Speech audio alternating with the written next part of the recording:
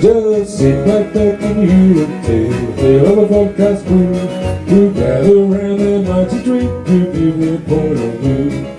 As man is the panel fire, he shows that he has fun, and Donny our host will jump along, guiding us through the storm, guiding us through the storm. Big T's our rock, he keeps us true, he often gets his say, and just the lad he knows the girls will everything Dragon's way, and everything Dragon's way. The Mad Dragon podcast is a journey unforeseen, with Tasman and Donny to do, and there's Big T and Coco, just the start, Mazza and the other crew, here on the Mad Dragon podcast. Well, good evening, everyone, and welcome to the Mad Dragons podcast, round 24. So only 4 rounds left in remaining in the regular season for 2025. How fast has it gone? Anyway, we're here to discuss our upcoming game against the New Zealand Warriors, better known as the Wars, Friday night over there at Go Media Stadium, Auckland, New Zealand. We're going for 3 in a row. Haven't done that in a number of years. And yeah, as well, we have one of the best winning records against top 8 sides this year. We've already beaten 4 sides that sit inside the top 8. Can we make it 5?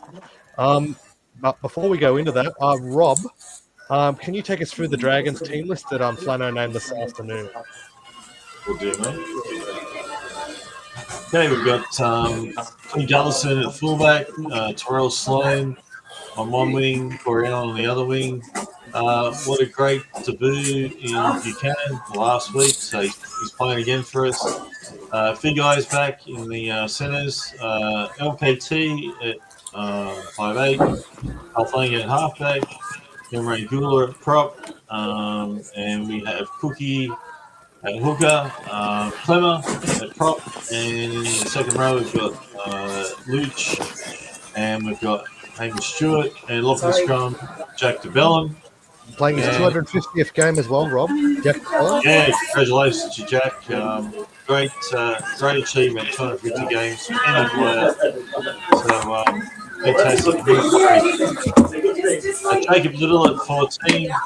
And we've got Michael Muller at 15, Hane Sella at 16, and the LKT, the Express is back at 17, which is great news for us. We've got Murdoch Masilla at 18, Lopelius, Caligo 20, Lawson at 21, and we'd love to see LKT back, of course, but he's at 22. And Coach Peachy, you mean? You charted it, and this goes under your tongue, and it dissolves. Hang on for a sec, mate. I'm just getting me pills. Just getting me pills. I'll get you getting a bath from the nurse, Big T? Come on. I am. It goes under the tongue. All right, we might mute you for a bit. All right. While you get that. All right.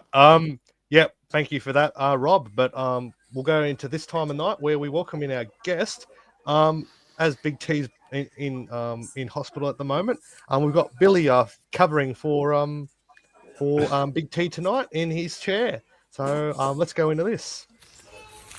Come with me as we go behind enemy lines.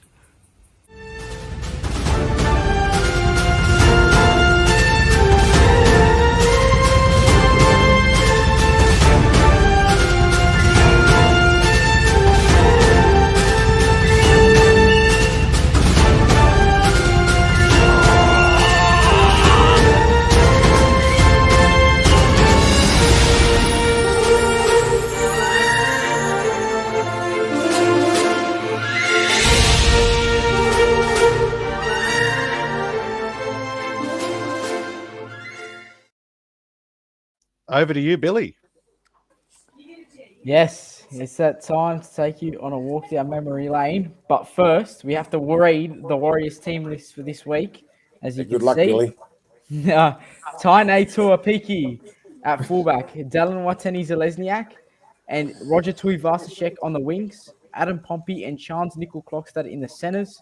In the halves, Chanel Harris-Tavita and Tanner Boyd. In the front row is James Fisher-Harris and Jackson Ford. In number 9 is Wade Egan, who of course loves to return against us. In the back row, we've got Leka Halasima and Nia Cora, and the lock is Aaron Clark. And on the bench, they've got Sam Healy, Eremiah Tawava, Dimitri Vaimonga, Tanastawa Smith, and in the reserves, the 18th man, Freddie Lussick, Tom Arley, Ed Cossey, Fatia Alofa, and Bunty Afoa. Well done. Okay. Welcome, our guest. And today our guest is Warriors NRL Fanatics. How are you, Mr. Warriors NRL Fanatics? I'm doing great, actually, and it's great to be back on again. I know you guys had me on earlier this season, but yeah, it's great to be back on again, and talk about the game this week. Can I ask you some questions that I've prepared for you? Yes, go ahead. Okay. Sure thing. Obviously, Wade Egan is probably one of the best hookers in the competition, in my opinion, top 3. But what are your thoughts on Samuel Healy? He's a very good young player coming through. He's actually been playing some great footy in the New South Wales Cup team this season. And last week we oddly dropped him out and put him onto the bench last week, which was a bit of a strange move by Webster because he decided to go with Freddie Lussick instead and put Freddie Lussick there. And I think once Healy came on, I think we were a lot better, but it was all too late.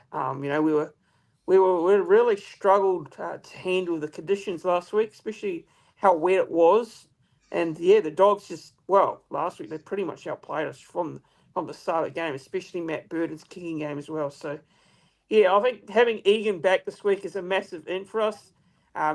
We missed what he brings in terms of his attack and his defence as well. And plus, having Healy on the bench is a good move because a lot of Warriors fans have been calling for it throughout the season, is to have a backup hooker on the bench because Egan just can't play a full 80 minutes. And as you can see, the last couple of weeks, he's been ruled out. So having him back is a great in, but having Healy come off is going to provide plenty of impact to the side. So, it's just great that Egan's back because he brings so much to the side as well. And he's a really important player for this team, and we've missed him the last couple of weeks. Yep.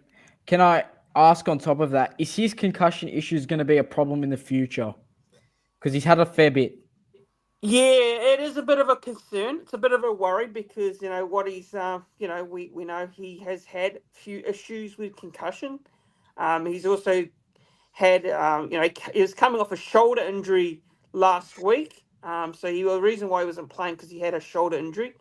So he's had a few knocks, and we know he always gets knocked about, Wade Egan. So it definitely is a concern, but like I say, that's why we've got a backup hook in Sam Healy. That he's our second best option at hooker if Egan gets injured or has to come off and have a rest. But I think that's what we've just got to think about doing is give him maybe a burst in that first half and then bring him off and then bring Sam Healy to come on and play a few minutes as well to end the game. So that's what I would do personally. But that's entirely what Webster does is he's got to look at the future, and the future is Sam Healy. I think he's our next best hook at the club. Yep, 100%. I totally agree with that. What has been the key to your guys' success this year? Look, I think the start of the season, we started off pretty well. We were sitting in that top 4 from the beginning up to round. I think we never dropped out of the top 4 from round 7. We were still in the top 4 from round 7 onwards. And of course now, since recently, the last couple of weeks, we've dropped out of that top 4. Last week, and with the running of Penrith, who've suddenly found some form again. As you don't ever write off Penrith as much as they were down the bottom, but we were in great form at the start of the season. With Luke Metcalf, of course, and Barnett. They were the main parts of how the team were going, especially Barney, who got selected for New South Wales, and then unfortunately he suffered a season-ending injury, which was a massive blow because what he brought on the field, as well as his leadership as well, massive blow for the Warriors. And then Metcalf gets injured in that Broncos game in Brisbane, and that was huge in terms of our season, because Metcalf was finding some great form and was leading the Dally M's at one stage before the voting got put behind closed doors. So I think when Metcalf and Barnett got injured, the side just dropped off massively. The form has recently dropped off because those two were massive in terms of what they brought to the table, especially the impact of Barnett and Metcalf. And then we had a few injuries as well, other injuries which haven't helped our case. Our outside backs, we've had a few injuries in that area this year, including Leotawa, Berry. We've had a few changes there in regards to Capewell playing the centres as well. Dullen's not been in great form this season, as you probably guys would tell. Dullen has not been in great form. His performances haven't been quite there this season, and he's had some injuries as well, and he's been in and out of the squad. So, yeah, look, I think it's basically the start of our season. We start off well, but it's sort of tailed off now. The biggest concern is these injuries that the Warriors have at the moment. There have been some shining lights with our young players coming in and stepping up, particularly Halasima as well, which I'm sure you probably will ask me a question in regards to Halasima, but he has been absolutely brilliant. He is probably, for me, look, being biased here, one-eye Warriors fan, I'm going to say he's our rookie. He's going to be the NRL Rookie of the Year based on his performances on the field as well and his consistency as well. So, yeah, I think he's been a real shining light for us, as well as Aaron Clark as well, who's been our best lock. I think those have been our best players particularly. And, we've got the likes of Val Moanga coming off the bench, who provides some good impact as well. Some very good young players coming through this team at the moment, but obviously the biggest thing now is we're struggling at the worst time of the season. We've just dropped to 5th, and this is a really important game. These boys need to bounce back this week. They really need to get back in the winner's circle, because these next couple of games, they're not easy games. You look at you guys this week, the Dragons. You guys have been really competitive. You guys won last week as well. You got to win over your arch rivals in the Sharks. So, yeah, there are no easy games at this back end of the season, despite what the ladder positions of both teams, are on the opposite ends of the table. So I think it's going to be a really difficult game, this one, particularly up against your boys as well on Friday night at home. Even though it's a home game for us, we haven't, been in great form as of late, and our record at home has not been the best. It's probably been better off being away this year, to be honest. Yep. And, you did talk about Halasima and Vaimonga being very good in probably their first or second full season of first grade. But one particular young kid I want to talk about is Taintua PK. He's been really good, I think, at least. He's a little weapon. Can you tell us a bit about what your thoughts are about him? Oh man, he's a great talent. Taintua PK. He's actually look, he's had some great games when he's come in for us. And I do believe that he's way too good to be playing New South Wales Cup. That's from what I've seen. I've watched a lot of I followed the New South Wales Cup team this year, and they've just won the minor premiership. They've just wrapped it up with 3 rounds to go. So, they were killing it. Them. Yeah, they've only lost 1 game, and they're on an unbeaten run at the moment. So, look, he's a really good talent. He's so quick. He's quite small in stature, but he's quite a quick player. He's really good in terms of what he brings in their attacking side of things. And yeah, man, he is the future. I think he's the future. He is the future because you look at Chance there. Chance probably won't be around for much longer. I know we've re-signed him next year and beyond, but I think Chance won't be our fullback in the future. I think he'll be our future fullback moving forward. So, yeah, he's a great talent. He's a really great talent. He's quick. He's fast. He's elusive. So, yeah, he's a player you got to watch out for because, you know, I know he's small in stature, but he does a great job as well. So, yeah, I rate him really highly. Since we signed him from the Q Cup, from the Burleigh Bears and the Queensland Cup, I've watched a lot of him here. But, yeah, he's a good talent. Yep. And before I open it up to the rest of the panel to ask some questions, what do you think your key is to getting over the Dragons this week? And obviously, they've just beaten 2 top 8 teams and Storm earlier in the season. Yeah, I think. Look, I've actually been really impressed with you guys because I know a lot of people, even myself included, wasn't probably expecting a lot of the Dragons, to be honest, this year. And because I know you guys struggled last season, but Shane Flanagan's come in, and look, I think Shane Flanagan's doing he's doing a right job. You know, I know some people aren't big on his coaching and all that sort of stuff, but I don't know what you guys' opinions on him as a coach, but I think, you know, the Dragons, if you just look at their games this year, like you've touched on it, they've actually been really competitive against the top 8 sides. And, you know, they've beaten a few top 8 sides. There's a couple of games where they've been quite close as well. So more than a few. What is it, 5 or 6 we've lost by 2? We've lost about 8 by 6 points or less. Jesus. Yeah. Yeah. Wow. Yeah, that's impressive. That's really impressive if you look at that form. That's probably form that gets you, you know, into the top 8 at least. If we win those games, yeah. If you win those games, you're in the top 4. Yeah, well, exactly right. And that's the fickle of the NRL competition, and that's how close it can be. And I know this season, if you look at the table, it's just remarkable. You know, you can be a couple of losses and you can drop down to top 8. So that's why I'm, as a Warriors fan, I'm sort of getting a little bit in that nervous side now because we were comfortably top 4. Well, not comfortably, but we were doing quite well to be sitting in that top 4, but now we're sitting in a position where we're, 5th?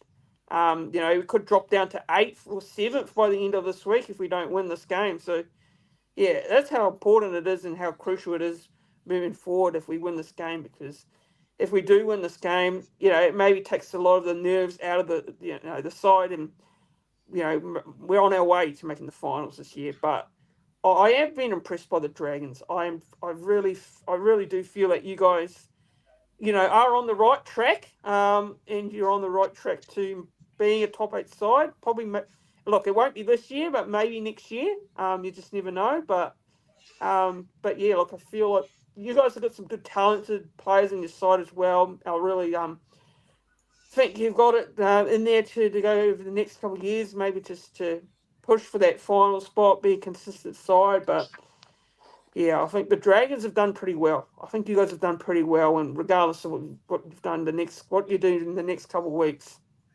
I think you guys should be happy where you guys are heading, you know, in the future. Yep. I have a question for you as well, Christian. Yep.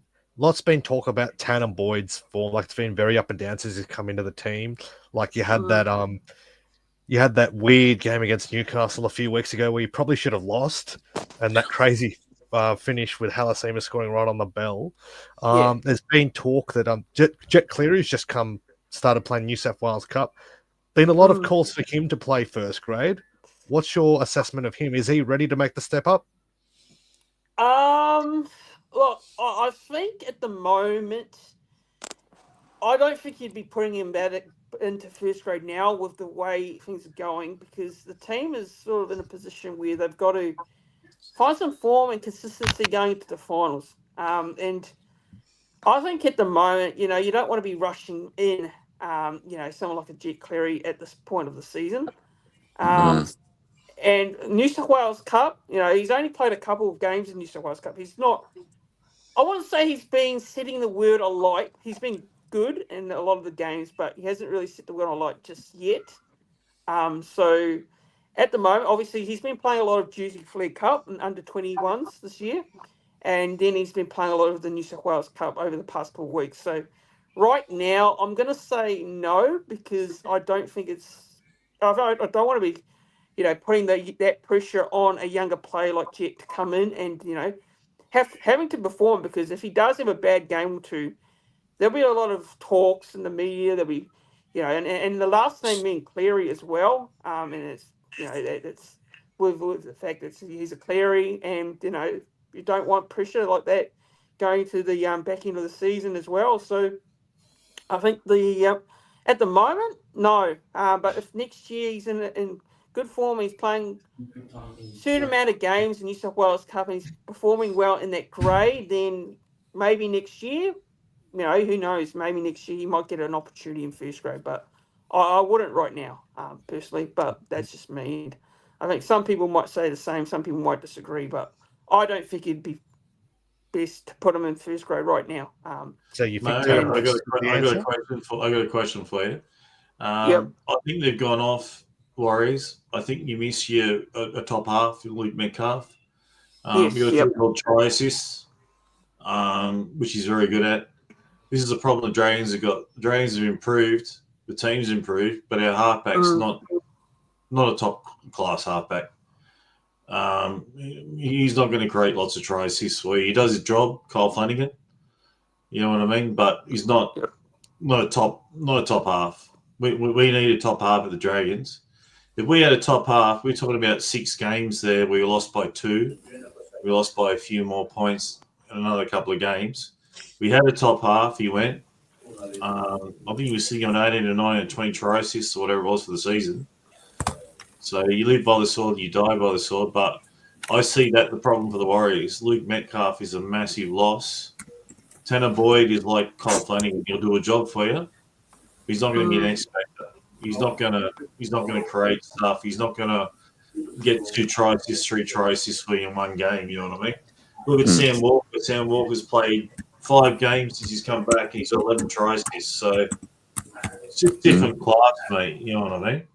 So that's where I see the Warriors. You're missing Luke Metcalf badly, mate. I'm not saying one player makes up the whole team, but it's a massive out for you, mate. You know what I mean? So that's where I see it's a big loss for you. Making things happen, if you understand where I'm coming from. So, because obviously you've dipped in form a bit. Because you're caught up with them. Yeah, so it's just a massive out. Whereas us, mate, I like what Darren just touched on. Mate, we could have been in the top 4. I honestly say this. We had a top class halfback. Obviously, had a real good one. Mate, we'd be in the top 4. If we had a clinch player in the halves, I reckon we would have won most of them. Even a field goal. There was 2 games where we got a field goal. I'll say this: their form the last 2 weeks. Where's that been all season? Where's that been? It's $1 million question. So,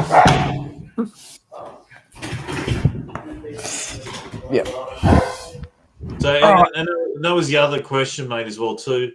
Sorry, guys, but we always heard how parochial the Warriors supporters are and playing over at the Warriors and the Drums are beating all that. But is it really the home ground anymore that it's scary to go to for an opposition team? Because, you know what I mean, mate? Yeah, it's just because it has been in the past, but I don't know. It's lost that bit of that. You know what I mean? That sort of. I don't know I'm still scared, Rob. Yeah, I would. Warriors will be desperate this week, as Christian said. They've got to get their season back on track. Yeah, they need a full house. The biscuits, Billy. I don't care where I put the Yeah, I care where you put the biscuits. Where'd you put them? Well, how important do you see the game for the Warriors this week, Christian? You know, if you still keep winning, it's making it hard to make you get back in the top 4 with Penrith's form. But do you think you can still salvage something? And because if you still finish 5th or 6th, you get a home final in week 1. Yeah.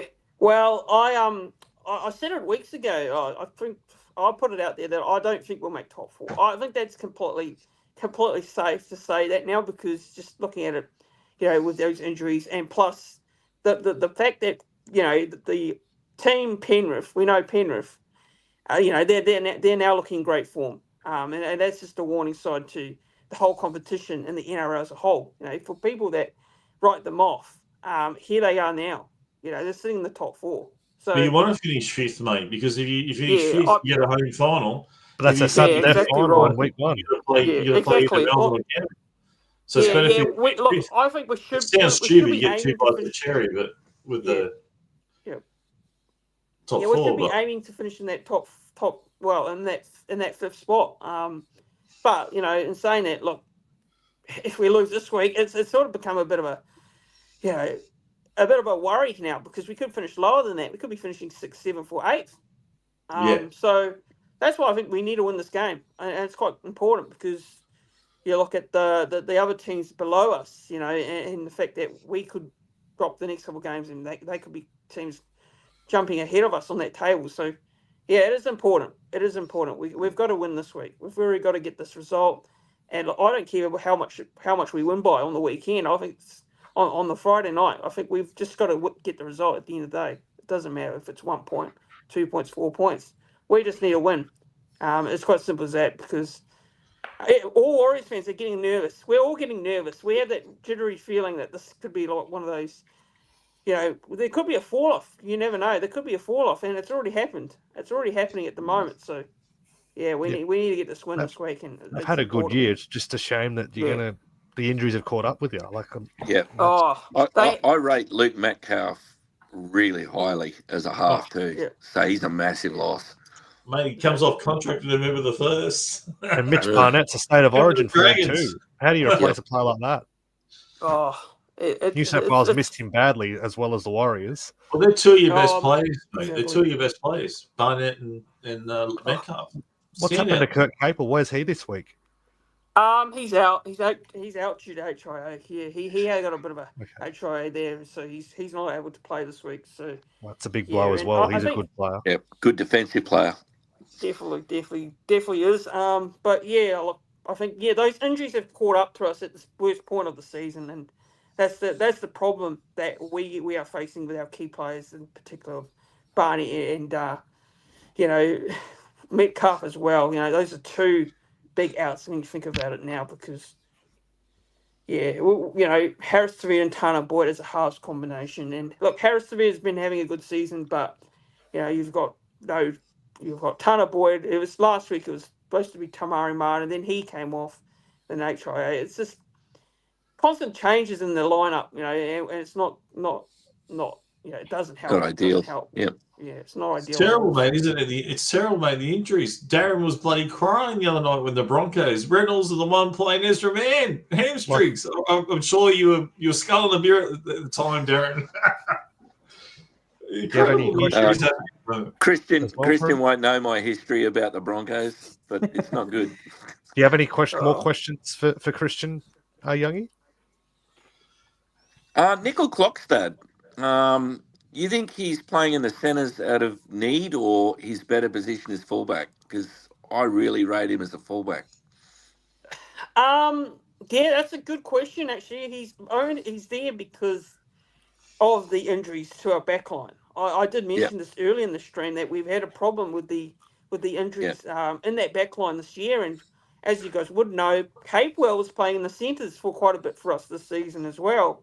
Because our backline, in terms of our depth, this is where we've struggled with this season. And now you can tell how badly effective the side is. Our only consistent outside back has been Adam Pompey, who's been playing all of our games this season. Hasn't missed a game this season in the centres. And of course Roger as well, who hasn't missed a game as well. He's been. But that's what I'm saying, Christian. Ironically, the Warriors are coming first in New South Wales Cup, right up the top. Yet you have you're talking about depth, but you lose Barnett, you lose Metcalf. Metcalf, massive loss, mate. You see where I'm coming from? So normally the thing is too, like your fullback has a lot of promise, but with Nickel Clockstad, you get that last line of defence. He's a really good defensive fullback. That's what I like about him. When things come undone, he'll clean it up for you. Mate, he plays 100% hard, that guy. Fair dinkum. His heart's on his sleeve every time he plays. Yeah. Yeah, and then Fisher Harris, he's just come back from recent injury. he's a guy that the Warriors will depend on if they do go into the semi-finals. Obviously, won the last 4 premierships with Penrith. That's something they can depend on when the Warriors get into the semi-finals. Fantastic play, Christian. Yeah, exactly. Yeah, well, the thing is, Fisher Harris, I will say this on Fisher Harris. Now, I know some people are saying he's had big impact on the side. I don't think his impact's been as great. This might be a bit of a big hot take here, but I think his impact off the field has been great for the younger players. He's had a few injuries this year. He's been off the field quite a lot as well. So I think when you looked at the forwards and who's really stood out, some people would think that, Barnett should be when Barnett gets injured, people would think that Fisher Harris is your next best forward that's got to step up and lead the way. But majority of the forwards for us, in terms of who's been stepping up, has been the younger forwards in Halasima and Clark and Valmoanga. Those have been the players that really have been standing up for the Warriors. In terms Aaron of Clark's been a great pickup from the Titans. Aaron Clark, yes, Aaron Clark's been awesome. He's been our best 13. Well, he's been the best 13, I think, in the game this year. He's been the best signing for me. But yeah, Clark has been great for us. In that lock position as well. So yeah, they're probably the players that really stood out in terms of the forwards. But like I say, there, when Barnett gets injured, Metcalf gets injured, you need other players stepping up and not just a couple of players. You need the whole entire side to step up. So yeah, well, that's it is a 30-man game now. Tanner Boyd doesn't look like that, as mentioned before. He doesn't look like he's he's the answer for you. They did dump him last week for Tamare Martin, and unfortunately they've had to recall Tanner Boyd. Do you think going into the finals, Tamare Martin's your best option at 7? Obviously, he can't play this week, but I don't think so. I think at the moment, if you looked at last week, when Webster dropped Tanner Boyd, I don't think it was the correct decision. I don't necessarily agree with it because I felt like, look, I know Tanner Boyd hasn't really stood out. He hasn't played brilliantly. But if you looked at last week, Tanner Boyd's got a better kicking game than Tamari Martin. I think he's got the better kicking game over Tamari Martin. And, Harris Tavita, some people want him dropped as well. I've seen a lot of people want him dropped as well. But I think Harris Tavita has been our better half, if you include, Luke Metcalf as well. So, look, I think at the moment, I think Tanner Boyd's going to be our halfback moving forward going to the finals, if we do get there. And, he will be the halves, and he'll be half pairing with Shana Harris Tavita moving forward. So, yeah. What's the magic number, Jess? What do you reckon the magic number is for the finals? 30 points? Well, that's what the Warriors are on right now. So 32 They haven't got a hard run going home, so they've got the Titans, Parramatta, and Manly. That's their run into the finals. So what are we talking? 34 points? What's the magic number for the finals? To make the 8th place? It used to be 28. You're looking at 32, 34. It's like 32, 34 now. Yeah. So you got to win at least 2 games then maybe to be 100% certain of getting through to make it. Yeah, if you win two or three of the next 4, you probably get a home final in Auckland week 1, Christian. Yeah. Yeah. Are we still a chance of making it? Yeah. Unlikely. We need a lot to go our way. We can't lose by big margins as well too. We got to win by big margins because the for and against in some of these teams is a lot better than ours. If only we had the Dolphins for and against. Yes. Well, that's taken a hit after last weekend. Yeah, didn't they get belted? My God, I was stunned. The injuries have caught up with them too. Yeah. Well, that's true. But even still, they've been going pretty well with all the injuries they've had. They've still been belting teams. So Herbie's a huge loss, though. He's brilliant in attack. Yeah. But I would have thought with the halves back, Cody Nicarama, coming back, I would have thought we were a chance, or they were a chance, sorry. But Wearing my Dolphins hat. We'll But yeah, talk about hey? that game in a little bit because I'm sure you'll have plenty to talk about when they had the Battle of Brisbane this weekend. All right, Billy, take us through the walk down memory lane. Yep. It's time to take you down a walk down memory lane, brought to you by Billy the Kid. It's a bit different this week. Obviously, Big T, he's gotten surgery yesterday, so hoping for a speedy recovery. This segment is sponsored by Essence and Light, who make soaps and candles. Please check them out. They're a great company, so make sure to look up essenceandlight.com.au. Stats. We've played 38 matches against the Warriors, and we've won 25, and the Warriors have won 13. The Warriors have scored 654 points, and the Dragons have scored 871. And our longest winning streak against them is 11, and their longest winning streak against us is 5. How much wins? The game I'm going to review today is the Round 4 2017 match on the 26th of March, Sunday, 6 p.m. at Netstrata Jubilee Oval. The refs were Dave Munro and Chris Sutton. This was the time we had 2 referees on the field. And the coaches were Paul McGregor for Dragons and Stephen Kearney for the Warriors. The attendance was also 11,608. The team list for the game. The Dragons, the fullback was Josh Dugan. The wingers were Nene McDonald and Jason Nightingale. And the centers were Ewan Aiken and Tim Laffey. The halves were Gareth Widdop and Josh McCrone. And in the forwards, the front row is Russell Packer and Paul Vaughan. The hooker is Cameron McInnes. Tyson Frizzell is the back rower. I don't know why the other two haven't popped up on the graphic there. That's a bit of a stuff up on my end, but I'm pretty sure that Joel Thompson and Jack DeBellin were the other two. So, yep, unfortunately didn't pop up on that graphic. Tarek Sims, Jacob Host, Leeson Armau, and Kurt Mann were the bench. It's a fair side. Yeah, it was. And the Warriors had a fairly decent side too. RTS was their fullback. On the wings was Fusi Tua and Ken Mamalo, 2 try-scoring freaks. The centers were Solomon Akata and Blake Ashford. The halves were Tuimaola Lolahea and Sean Johnson. The front row was Jacob Lillyman and Charlie Gubb. The hooker was Isaac Luke. The back row was Bodine Thompson and Ryan Hoffman. And the lock forward was Simon Mannering. And the bench was Sam Lisone, Bunty Afoa, James Gavitt, and Ligisau. And the special player that I've chosen to talk about for this match in particular was Josh Dugan.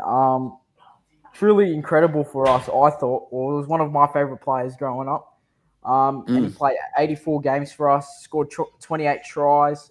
He had 146 points. He kicked 17 goals for us. He played 12 games for New South Wales, scoring 3 tries. And he had a series win as well for New South Wales. And he also played 12 games for Australia and scored 7 tries. And he played in the World Cup too, so I'm assuming he's got that World Cup win as well. What Josh Dugan is doing now?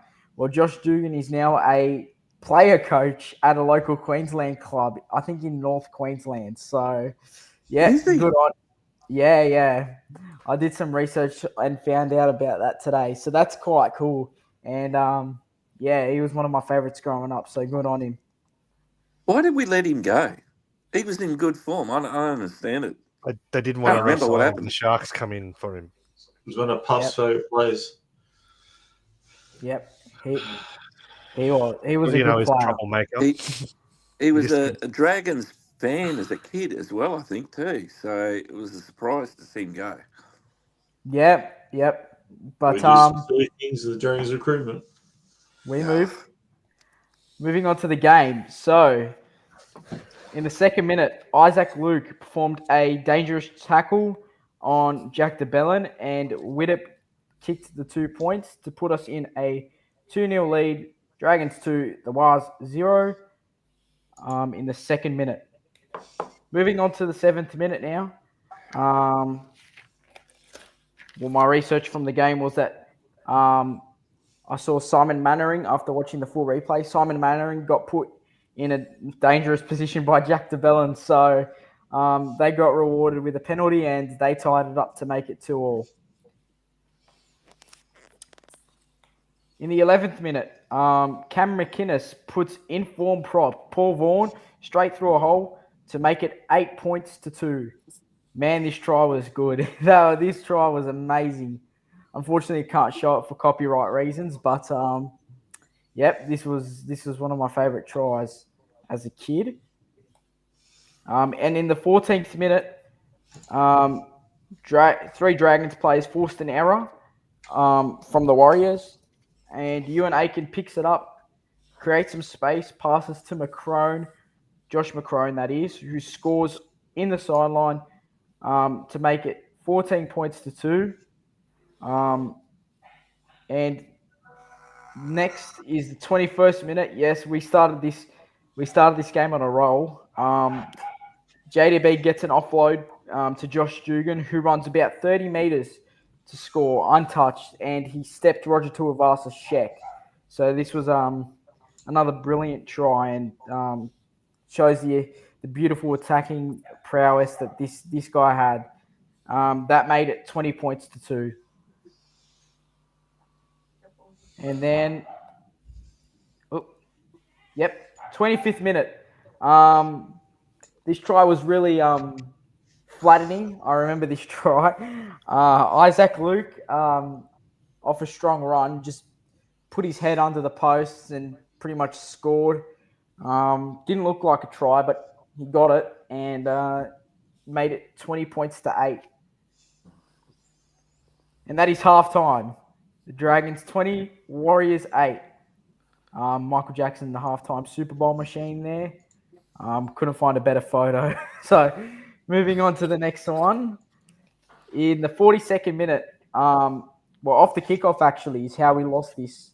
Lost it to the Warriors. And Ken Mamalo scores off a great pass from Solomon Akata, who got put in space by Sean Johnson. And Warriors actually failed to convert. Obviously a tough kick. They had to kick from the sideline. And this made it 20 points to 12. Moving on to the next try now. It was Tim Laffey, who ended up making it 26 to 12, putting the lead to 14. Gareth Widdop actually got the ball on the last, did a little sidestep, gave the ball to Tim Laffey, who stepped around 2 players and ran pretty much under the post to score a beautiful try to make the score 26 to 12. Full time, Dragons win 26 to 12. Overall, very decent game. I thought Warriors competed really hard, and this was the time where we started the season really well. So, yeah, this was a very good game to watch live. And these are some special photos that I got to take with the players at a fan day a couple of years back now. I think this was last year. So, thank you for joining me. That was Behind Enemy Lines and a walk down memory lane. Proudly brought to you by the Mad Dragons Vodcast. So, Christian? Got to make sure we got the sponsor. Yeah, we've got to make sure we get the sponsor. Essence and Light. Please check them out again. They sell beautiful candles and soap. So if you want to check that out, make sure to go to www.essenceandlight.com.au. Thank you. The rest is history, and there is much, much more to be made. Okay, thank you for that, Billy. Now, before we let you go, Christian, give us your take on what's going to happen in the game. Give us your try scorer for the Warriors, and who do you think is the most threatening player for the Dragons? The Warriors need to worry about, and a final tip. Yeah. Okay. So I think we will win this game, and I know. Look, I'll say this. I reckon we will win it by probably 6 to 8 points. Oh, actually, yeah. No, I'll go 1 to 12. Sorry, we'll go 1 to 12. I think it'll be close. First try scorer, we'll say I'm gonna go. I'll go Dallin first try scorer. DWZ. And anytime try scorer, I'll go with. I'll say Tyrell Sloan for the Dragons. Go with the Dragons try scorer there. And for us, I'm going to go with Chanel Harris-Tavita to score. And I reckon we will win this one by 1 to 12 points. So, yeah, I reckon it'll be a close game. And I think for the Dragons, obviously, player to watch out for you guys. I'll probably say, Sloan, Torres Sloan for you guys there. But I reckon it'll be close, and I think it'll be a competitive game, and I think the Dragons will be well up for it. They've got nothing to lose as well, so that's the main thing that worries me the most with this game is you guys will come over there with nothing to lose, and you guys coming off a good win last week. So, yeah, I'm expecting it to be I'm expecting it to be a tough game. It was a tough game when the last time we played you guys as well. Down the I think it was down the Gong where we played you guys last. I think it was Yeah, up there. Metcalf kicked the field goal to win the game. Yeah, it was a Metcalf field goal that he kicked quite early on before full time. It was a couple of minutes ago, and he went early with a field goal and we won it. But I reckon it'll be another close game, and I think it's going to be a really ugly game. I'm not too sure what the weather's like in Auckland on Friday night, but hopefully it's a dry game. Hopefully it's dry conditions, but yeah, we'll see what happens there. But I think it'll be a good game, but yeah, good luck to you guys on Friday night. But thanks for having me on as well. Yep. And first, before you go, give your page a bit of a plug and tell us where we can find you. And tell our viewers as well. So you can find me on Instagram, Warriors NRL Fanatics. I'm there on Instagram. I do most of the content there. On YouTube as well. I've got a YouTube channel as well. Just search up that Warriors NRL Fanatics on YouTube. And on all the other platforms as well. But you can find me more so on the YouTube and the Instagram page where I do a lot of my stuff. All right, thank you as always, Christian. And we might see if we can line you up in a couple of weeks as well when we might preview the NRLW game. We've got you in a couple of weeks in that too. Awesome, no worries, and yeah, sure thing. And thanks for having me on. Well, have you on again soon? Cheers. Thank you. Thanks, mate. All right, we'll get into the chat about our team now. Yes, a couple of changes. The first one was obviously the force changed. Youngie, we just can't take a trick when it comes down to our injuries. The latest one to go down, Moses Sully, which is definitely we're really scraping the barrel for in the really outside struggling backs. to put some players on the field now. It's getting tough. Yeah. So Matt Feeney comes in after listening last week with a groin injury. Yeah. What's your take on that? He'll go well. He's played centre before, so I think he'll do a job. He'll go all right.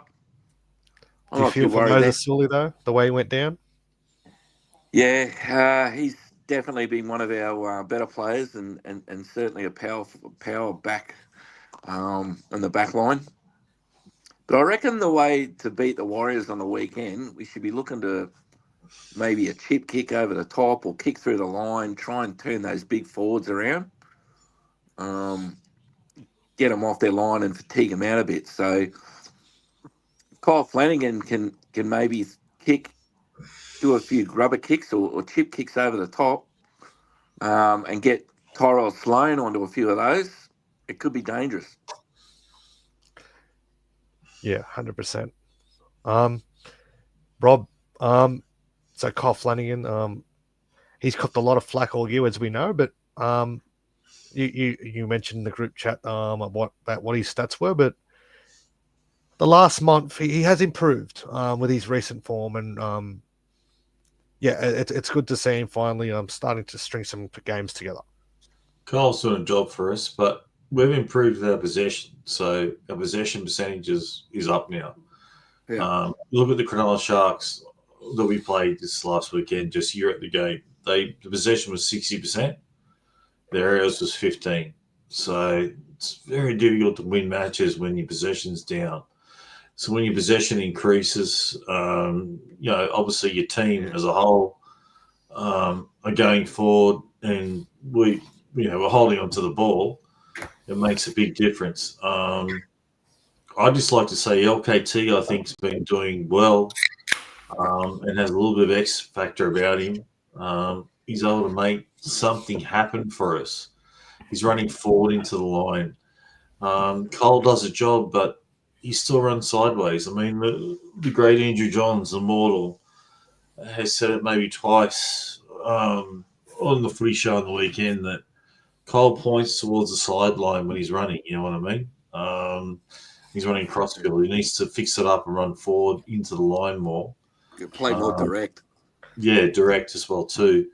But in saying that, our CEOs, Tim Watts has said, stated publicly that Cole's not the halfback, the future halfback. He's just doing a job for us. So obviously, I guess you give him a pass mark for what he's doing, but stats-wise, he's obviously not. He's not an attacking half for us. He's not a guy that can make something out of nothing and all that sort of stuff. I'm crying, mate, because I really honestly think that if we did have a top half, we obviously had a very good half back in the day that decided he didn't want to be at the club anymore. But, mate, some of these games that we lost only by 2 points, there was one by 1 point. There was even times when we could have got a field goal in 2 games. 3 games. 3 games. Yeah. There was just no one. I mean, everybody goes, "Oh, Phil can kick a field goal." Yeah, but the fucking halves kick field goals, not just to go rely on the centre. Well, he hasn't. Kyle Flanagan has not kicked a field goal in his career. That's right. So that's what I mean. So I mean, at the end of the day, I sit here and I got to be nice and say, "Well, Kyle's doing a job, and there's no other option and all this sort of stuff." But I hope next year there's another option because, mate, we're improving. If we have that better halfback playing for us, that can ice some games, that can get us back in the games or can close the game out, mate, it's the difference between making the top 8 and the top 4. We're not far away. Yeah. Obviously, I still feel like Gutho has got 7 written all over him for next year. We can get him kicking. Yeah, I know, but Ben Hornby was converted from a fullback into a half, and look at how well he went. Yeah, I reckon Gutho can do it if he learns to kick. Good thought, Des. But I mean, surely organise the play. Yeah, to get a decent half. I mean, Yeah. I'm just saying, if we can't find one, he'd be my logical choice. Well, Atkinson's coming, and then you bring Cody Ramsey in. Cody Ramsey comes in next year. Yeah, Atkinson's definitely played halfback. He played all his junior football and red footy as a halfback. But he's not that organiser. No, he's not an organiser, but neither is Carl, really. But neither is LKT. So, I mean, how far do we go with it all? Yeah, definitely need a clinch player. Someone that can nail a field goal or, pull off a last second play, something like that. Well, mate, the South game that we played, there's examples there where all we had to do, even a field goal to even up the score. It's just frustrating that it happens now. Like, where's this? The defense has improved out of sight. Yeah. Yeah. Oh, 100%, mate. They were in Cronulla's face the other day. Cole's not the answer. I mean, we know that. And then the club has said that as well, too. And his old man said that. His father, the coach, has said that as well. Big T said Sandon Smith. I would love to get Sandon Smith if we can get him. Yeah. If we can get him. Raiders I heard he's going to North Queensland. Yeah. The Raiders are interested. It's between those two clubs, Cowboys and Canberra, so... Yeah. But doesn't that make you laugh, right? And no offence to all the good people, and even the great Donnie Bell, right? People write Sandon Smith off and say, Dragons, we want a marquee, blah, blah, blah. Fucking hell, excuse my French. No one available. Canberra are running second Sandon and third. Smith killed us on Anzac Day. He destroyed us on Anzac Day. Fogarty's left Canberra. And Canberra looking at Sandon Smith. What's wrong with St. George? Yeah. I don't get it.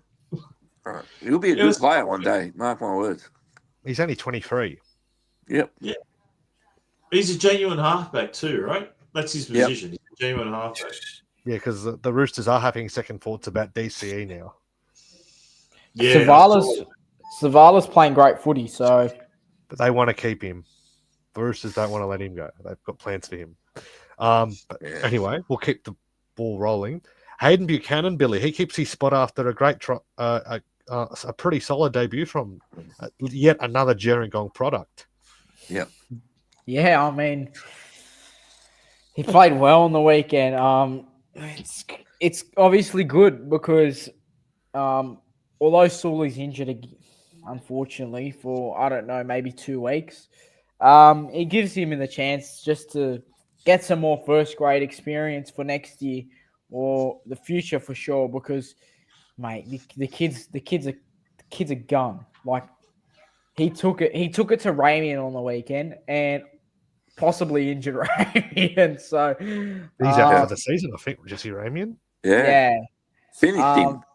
Yeah, literally put him to the sword. So, I mean, he's got a big future. I always said it. We were saying this on the chat, though, that I didn't know if he was up to the task or not. But, no, he definitely showed it. So, it's good to see him get another crack. And Matt Feeney gets his spot back, which is fair because he's played good footy for us this year as well. So, yep. Buchanan, he threw a great flick past to Gutho for that try too. That was a great ball.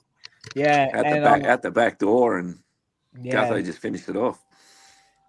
That's a repay. That's the most funniest thing I've ever seen.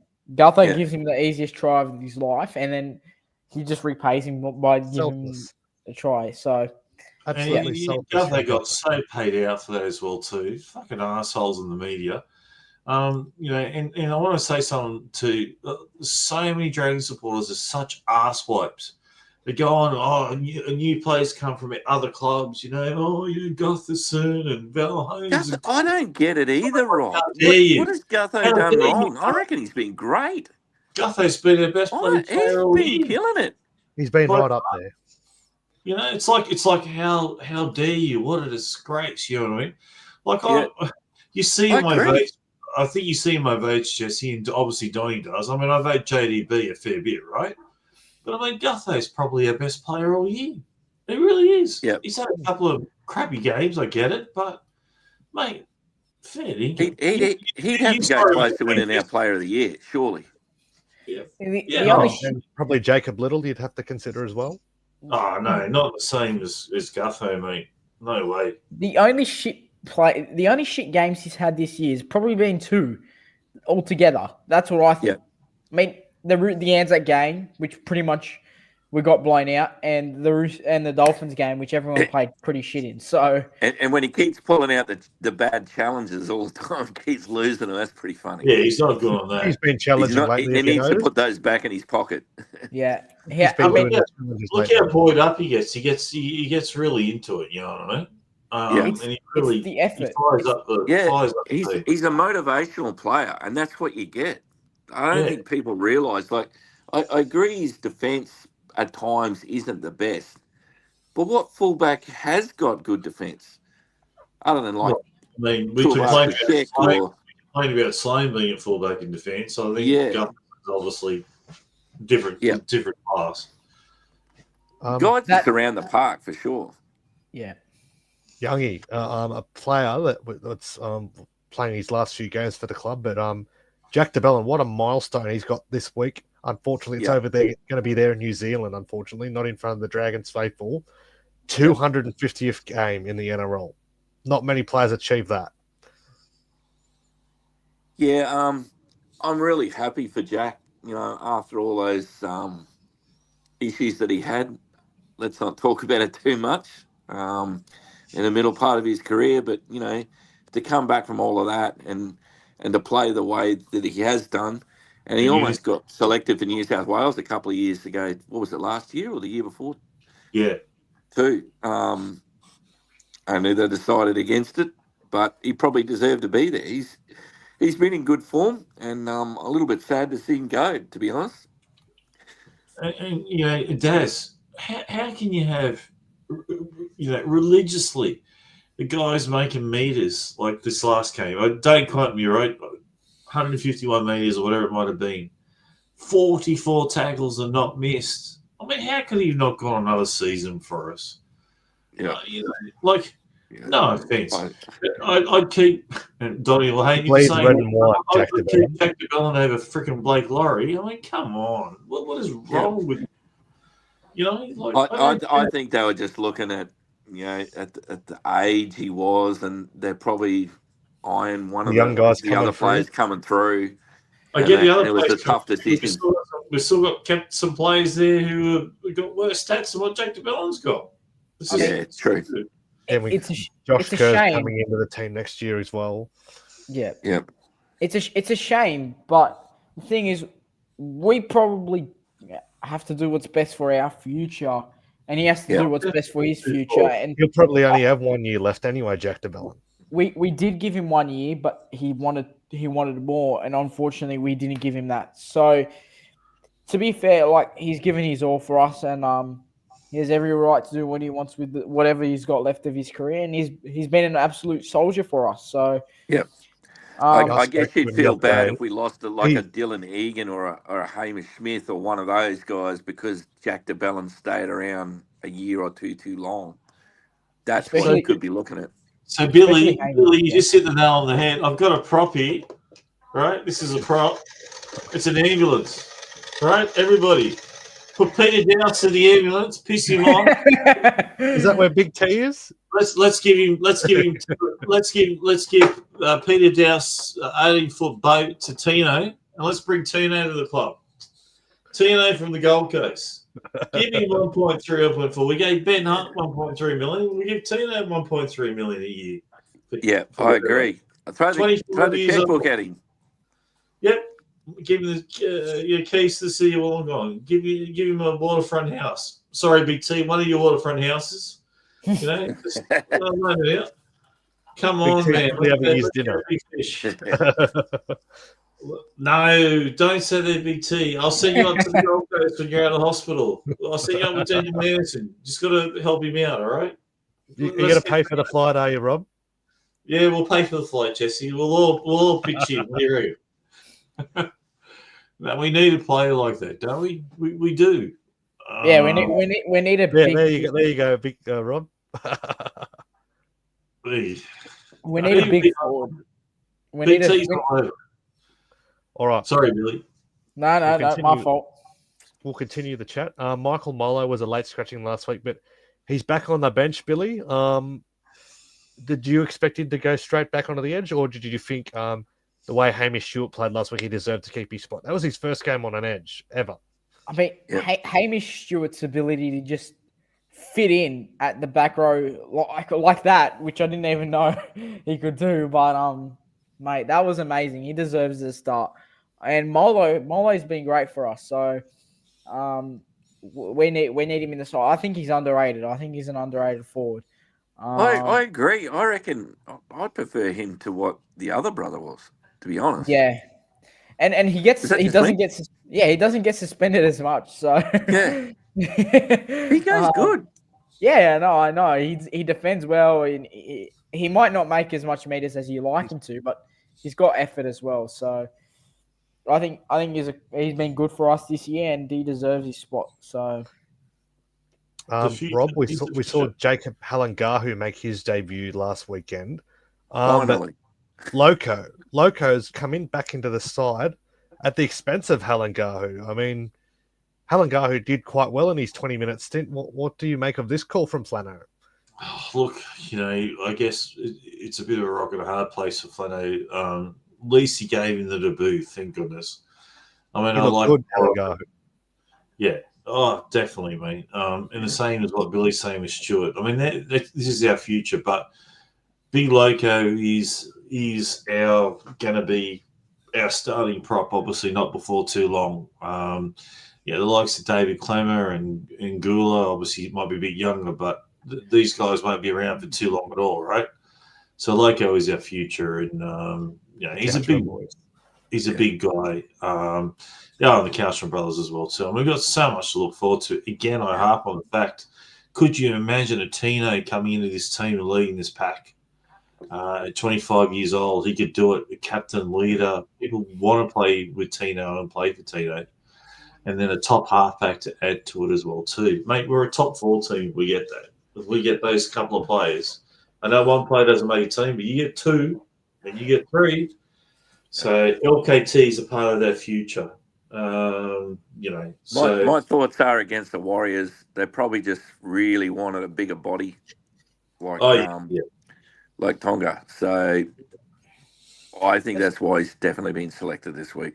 There's someone in that team that hasn't been named, obviously, but he did play well a couple of times early in the year, and he's Viliami Feeder. I do think when he played, like he ran freaking hard. He ran solid. So I would like to see more of him if it's not this year, possibly next year. I think he's off contract this year. Yeah, I think he's unlikely to be. He's an interesting one because I remember in his debut game, he had a really good game and then got dumped. And then he's come back again and played, and I thought he was good and also got dumped. So he's another player that Flano's brought in. So like Lawson. Yeah, I don't know what he's done wrong.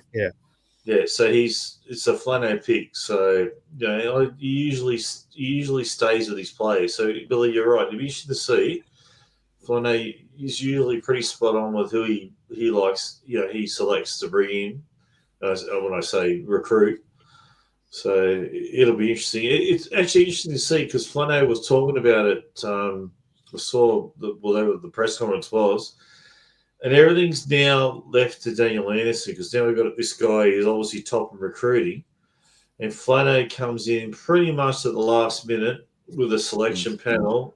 And Daniel Anderson does all the groundwork, does all the hard work of recruiting a player.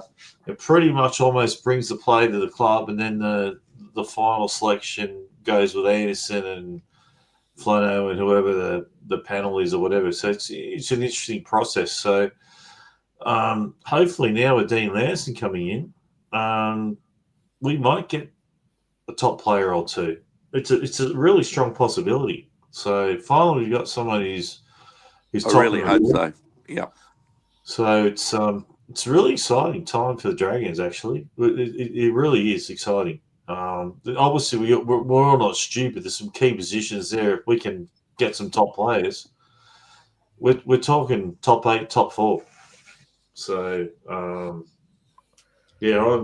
excited about it, and we'll do some damage. And how many players have we got out? And we've been able to win 10. games as well. 10, 11. So it's a fair chunk. We beat the assholes from Animal Park at Cronulla, so it's even better. And how bad were they? The interesting thing is, with all those players we got out, we're going better without them. Even more youngsters against top 4 sides. It's proving some of our young players are bloody good players. Yep.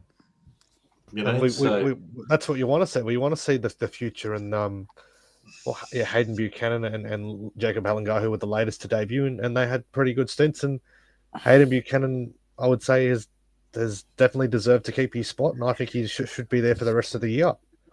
The 19-year-old. And I think we're too fast to write off. We're all sort of like, we can't debut. He's too young and he needs more time. But isn't there no better experience than playing NRL? Like actually, playing some games. You know what I mean? So a lot of our players are proving it. Ian, the Councils, whatever, they can do it. You're not far away. Yeah. So you go back to the days when we had Brian Smith as coach. He wasn't scared to put a young guy in. And that's why we went so well for all those years. So you got to pay homage to Flanagan. I mean, I know there's injuries, but at least he's got some ticket to be able to do it, some balls to be able to do it. Galvin. Yep. All right, we'll get the ball rolling. We'll continue on now. We'll continue on with the next part of the show. We haven't had Coco on yet, so we'll just keep it going. But first, Let's get into this.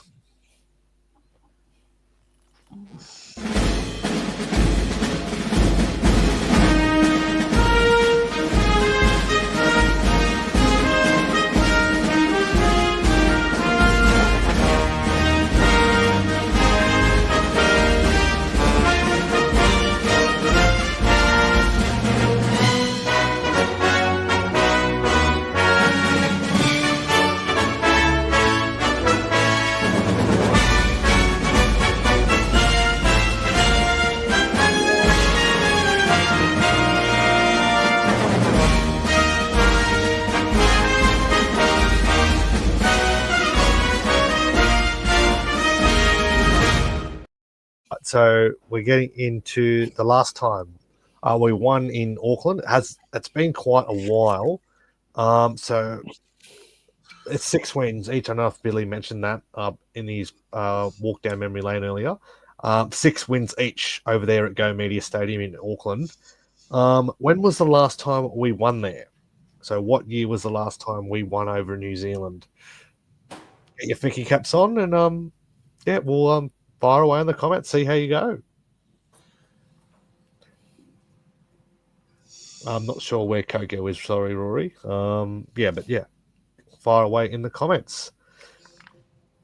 All right. Well, we'll continue on. And on this chat, and we'll get into some lower grades news. So, actually, we'll talk a little bit of NRLW first, Billy. So we're up against the Tigers, and this weekend, and we have some big names returning. It's a must-win clash, pretty much. We're getting into the pointy end of the season now. We're in a must-win situation now. Yeah, we are, and unfortunately, we've been brutalized with suspensions and injuries, but we need to win this week, and it's must, because Tigers are a struggling sort of side. Like they haven't been good since they've entered the competition. So they're winless, but they'll be desperate. Yeah, that's the thing. So we need to be up for it, and we just can't sleep on them, because Caitlin Turnbull is the one player I think I'd be most afraid of, and she's at fullback now, so she's getting her hands on the ball much more. So we need to be aware, and we finally got our stars back in Barry and Raecene McGregor. So yeah, and Indy's back as well. So yeah. All right, walk us through the lineup, Billy. We've got Teagan Berry at fullback. Our wingers are Tara Ekapati and Jamie Millard. Our centres are Indy Bostock and Keely Brown. Our halves are Casey Ray and Raecene McGregor. Front row is Madison Mulhall and Hannah Southwell moves to the front row. Zali Hopkins is our number 9. Shania Lendl and Charlotte Basham are the back rowers, and the lock forward is Ella Costa. And on the bench is that's Tori Shipton, not Bronte. Yep. Tori Shipton, Olivia Ingram, Jamie Lee McGregor, and Bronte Wilson. And the reserves are Sarah Sorshaw, Elise Gregory, Hamilton, Pia Tapsell, and Liam Fallon. Yeah. I don't think we have a number 22 this week, but I think that's a perfect pick. He might make his debut this week. Is he watching? Yeah. I got money on for Liam to score his first try. All right. So it doesn't look like anyone's going to get it. So our last win in New Zealand was at Go Media Stadium was in fact 2011.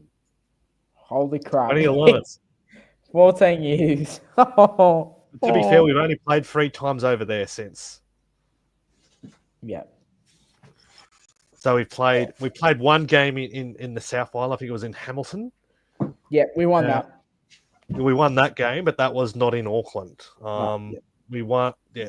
Since then, the Warriors have won 26-10 in 2016, 20-12 in 2018, and 18-6 in 2023. But as you said, Billy, the Tigers will be desperate. They'll be looking to get their first win of the season. And this is their lineup. At fullback, Caitlin Turnbull. She's scored a try in pretty much every game she's played this year in her debut season. Rebecca Pollard and former Illawarra Steelers Harvey Norman captain Lily Rogan on the wing. So she won the premiership with the Illawarra Steelers last year in the New South Wales Women's Premiership. In the centres, it's Portia Burke and Emily Bass, the Queensland Origin star. In the halves, it's just Haifa Fua and Faith Manera. The back row, it's Luciana Lumawanu, Alea Tower. Former Dragon skipper Kezie Apps is their captain with Montana Clifford. The front row, it's the New South Wales and Jillaroos representative Sarah Togatuki with Pahuka Berryman Duff and Amelia Huakau making up the front row. The bench, it's former Steelers junior Chelsea Saville at 14, Tara Renke, Jade Fanua, and Emima Etawali. The eighth player is another Steelers junior in Evie McGrath, another Steelers junior as well in Sal Manua. Harmony Crichton, that's the sister of Stephen Crichton. Tiana Lee Fawn, and I'm pretty sure this is the sister of Jareen Buller, number 22 for the Tigers. Scoots. What's her name? I'll just get her name. Her name's Alea Buller, and they're coached by Brett Noddy Kamali. We had a couple of debutantes debut over the weekend, and let's hear from a couple of them. First, let's hear from Talia O'Brien, who's not playing in the team this week, but let's hear from her as she talks about her debut on Saturday. Well, when did you find out you were going to make it through, and what was that reaction like? I found out on Monday night that week. He rang me and he was like, oh, how do you feel to play NRLW this weekend? And I was like, he goes, are you ready? I was like, yeah, I'm ready. But just the call, I was in shock because obviously I'm in the dev spot. I didn't think I was going to get caught up, but I was in shock. I'm still in shock. And what was it like standing on the sideline? You've got that interchange card in your hand. What were the last words you got told, and how did you feel running out there? I just heard Will say, oh, Talia's get ready. And then I'm not a nervous person. And I was like, oh, my God, my heart just started pumping. But, no, it was good because me and Tori basically ran out at the same time. But it was surreal. I'm still taking it all in. Can you tell me about what was it? Was it comforting to have Tori there, another girl you played so much footy with in Steelers and that sort of thing? Yeah, it was comfortable. Well, she's one of my best friends, so it made it not a lot better, but like more surreal. Like I was making the big stage with my own best friend. Didn't think we would do it, but yeah, we did. And what's the mood like among the squad? And I know it's been a few losses in a row, but it must be pretty optimistic knowing you've got so much young talent and so many girls that are really playing together. They're very welcoming. We're a very young side. I grew up playing footy with most of them, like Case, Bronte, Bash. We all grew up playing together, so it was good. And I guess what's next for you now you've made your NRLW debut? We'll see what Crossy has to say and go from there. And this weekend, how do you take on the Tigers and take them apart? Well, we get Teagan back, we get Ray back, Bossy back, so we get a few of our key players back, which will benefit us. But no, I reckon we got it this weekend with the Tigers. And just back on you personally, how do you, I guess, make the most out of this year as a development player? You've had the chance to make your NRLW debut, so I guess you know, and you look comfortable out there. But how do you make the most out of this year? I think just soak it in, enjoy the moment with all the girls. But yeah. Has there been any girls in particular that have taken you under their wing? Yeah, most of the girls, they're all very welcoming. We have that message thing in our change rooms, and I've read most of them, and they're very kind, like Hannah, Costa, they're very talkative. Kills, she's very good to play with. She doesn't shut up on the field, which is good. But yeah, no, they're all welcoming. Not there from Talia O'Brien, who made her NRLW debut on the weekend. It's a big game for us, Rob. We've got to get out there. And definitely. Indian and Raecene will be huge games for it. Oh, mate, massive. You get your stars back, your quality players back, so makes a huge difference for us. You know how much I love the Flash. I almost put her down for a try game when she plays, so the impact, like what Daz was saying before, with Gutho at the back and talking and running a team from the back. Just her ability. I mean, she could have been captain, right, Jess? But obviously she wasn't made captain, but she's a captain from the back. So having her, just get Teagan bury the ball early, and then watch her run. That's all you got to do with her. She's just dangerous. I mean, it's like a Latrell Mitchell. It's like a Greg Inglis. It's like you know what I mean. She creates something out of nothing. Yeah, 100%. Just such a dynamic player to have to play in our team, but to have her back is massive. So that really adds, because we've been in games, mate. I mean, we were both at that Roosters game, and we're in that Roosters game at home at Crogger there for a fair bit of the game, and then they just obviously blew us away a bit. But the Broncos game as well, where you gave the Broncos a run in the first half. Yeah, so just your class players, mate. You need them, especially in the NRLW. The big loss is not to have them. You know what I mean? Yep. So we saw a very young and inexperienced side line up against the Sharks, Youngie. But what would you take out of the Sharks game going into this one? Lessons learnt from a young side there. You can't worry about last week. You just got to focus on this week. So let's just take it to the team that we got in front of us this week and forget about last week and move forward. That's all you can do. Would you say it's a danger game against the Tigers? They haven't won a game. But yeah. They'll be desperate when you really need a win, you're always going to be up for it. If your team's good enough, aren't you? So they're going to have to turn up, but we need a win too.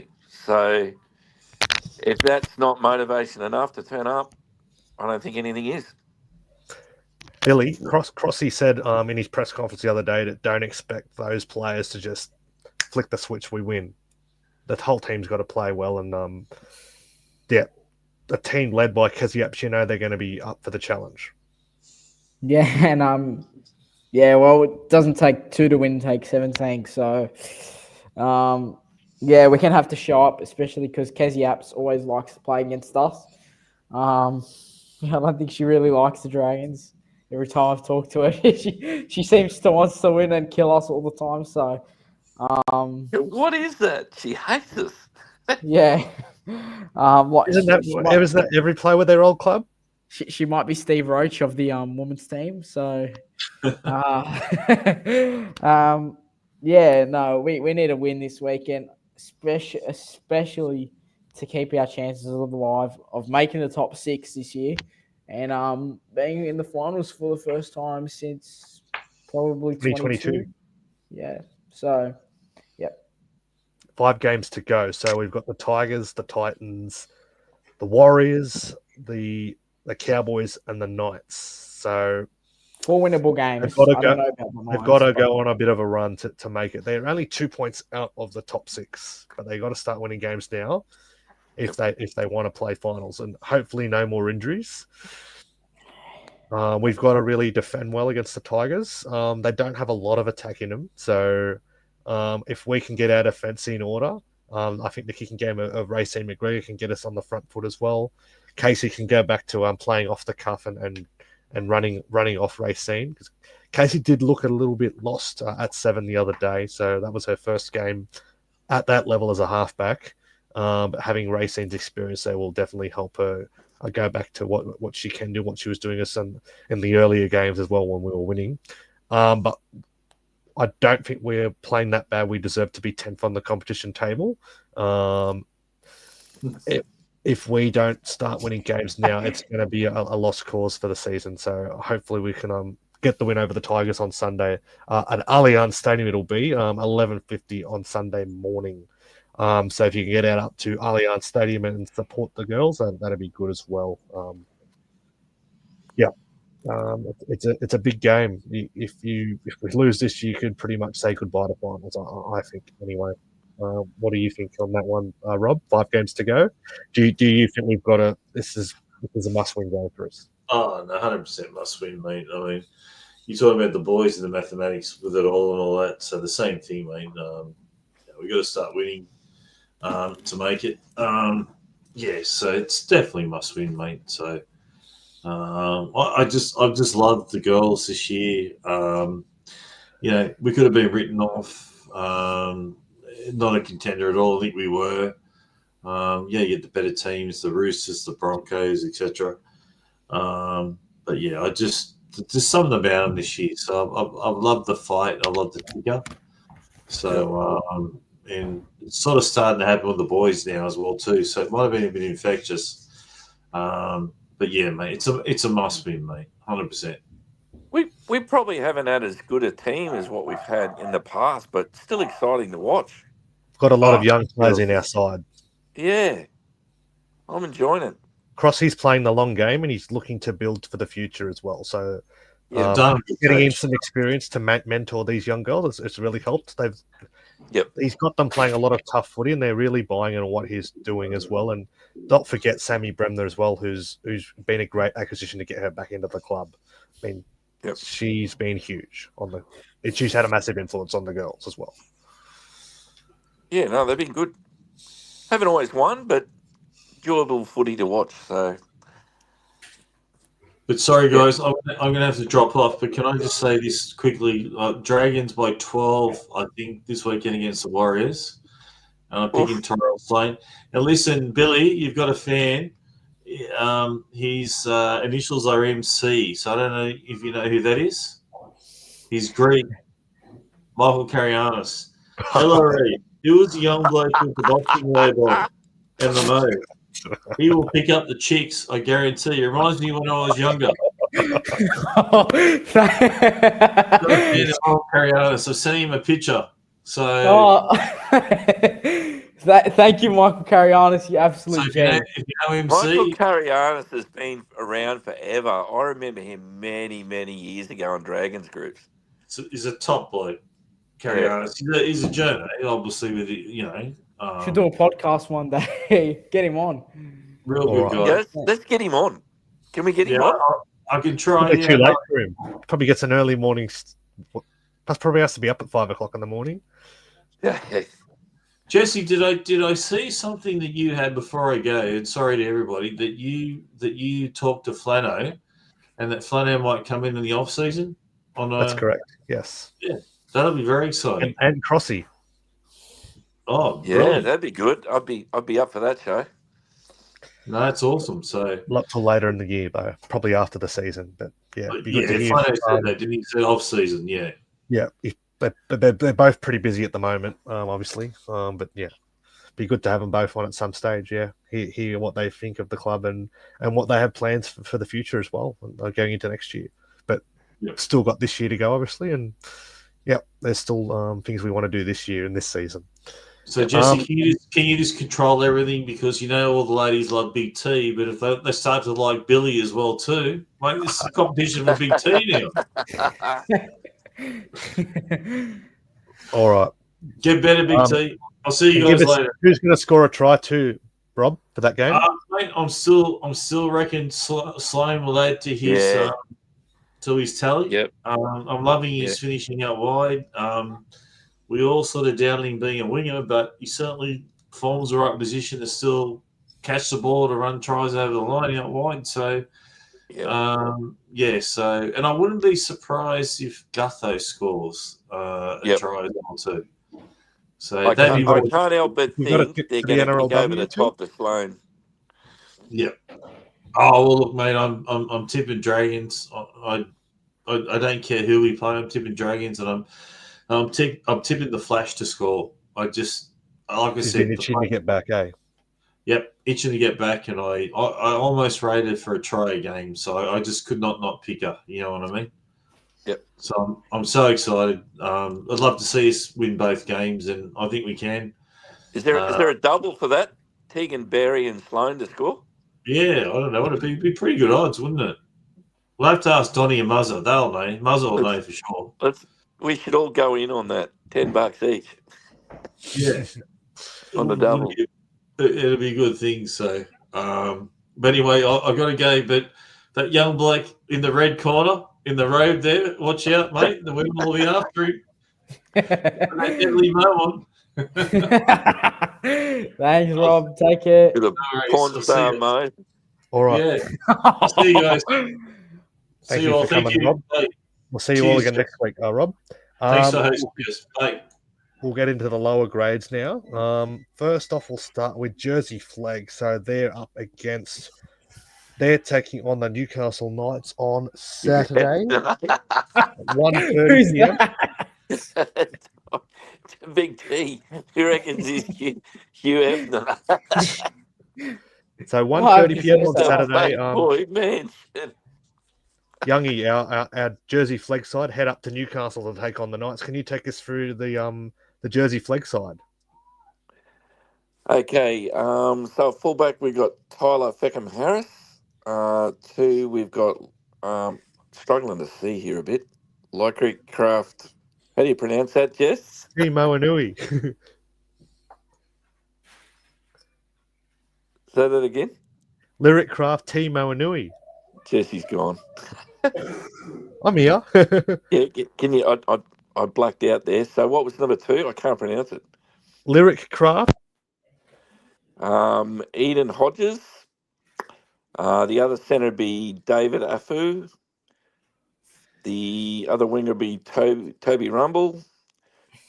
6 we've got Shad Hamoud.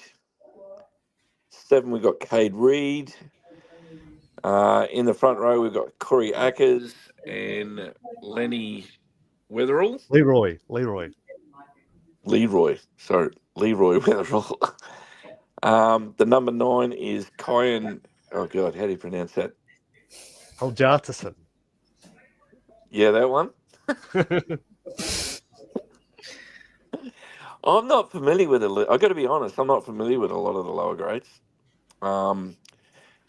Jarrah Trewick, number 11. Tobias Miller in the 12. Braith Plessis, is it? Plecas. Number 13. Yep. Viliami Amon, Callum Likevol. He'd be a relative of Likevol from the Chris. Chris Likevol, wouldn't he? It's his son. It's his son, is it? Yeah, there you go. Think so. Knew it. Yeah. Obviously going to be a big bopper. I haven't seen him yet. Lachlan Weir and Clay Baldock. Coach is Shane Millard, ex-player from years ago. There you go. It. And his daughter's actually the winger of the Dragons NRLW team. There you go. Yep. All right. Billy. Yep. So the New South Wales Cup. So they're also up at Newcastle on Saturday. They're taking on the Knights, obviously. 3:15. And yeah, can you take us through the Dragons New South Wales Cup team? How they'll line up? Yep. No worries. So at fullback, the captain, Cody Ramsey. On the wings is SJS. I'm not going to do that.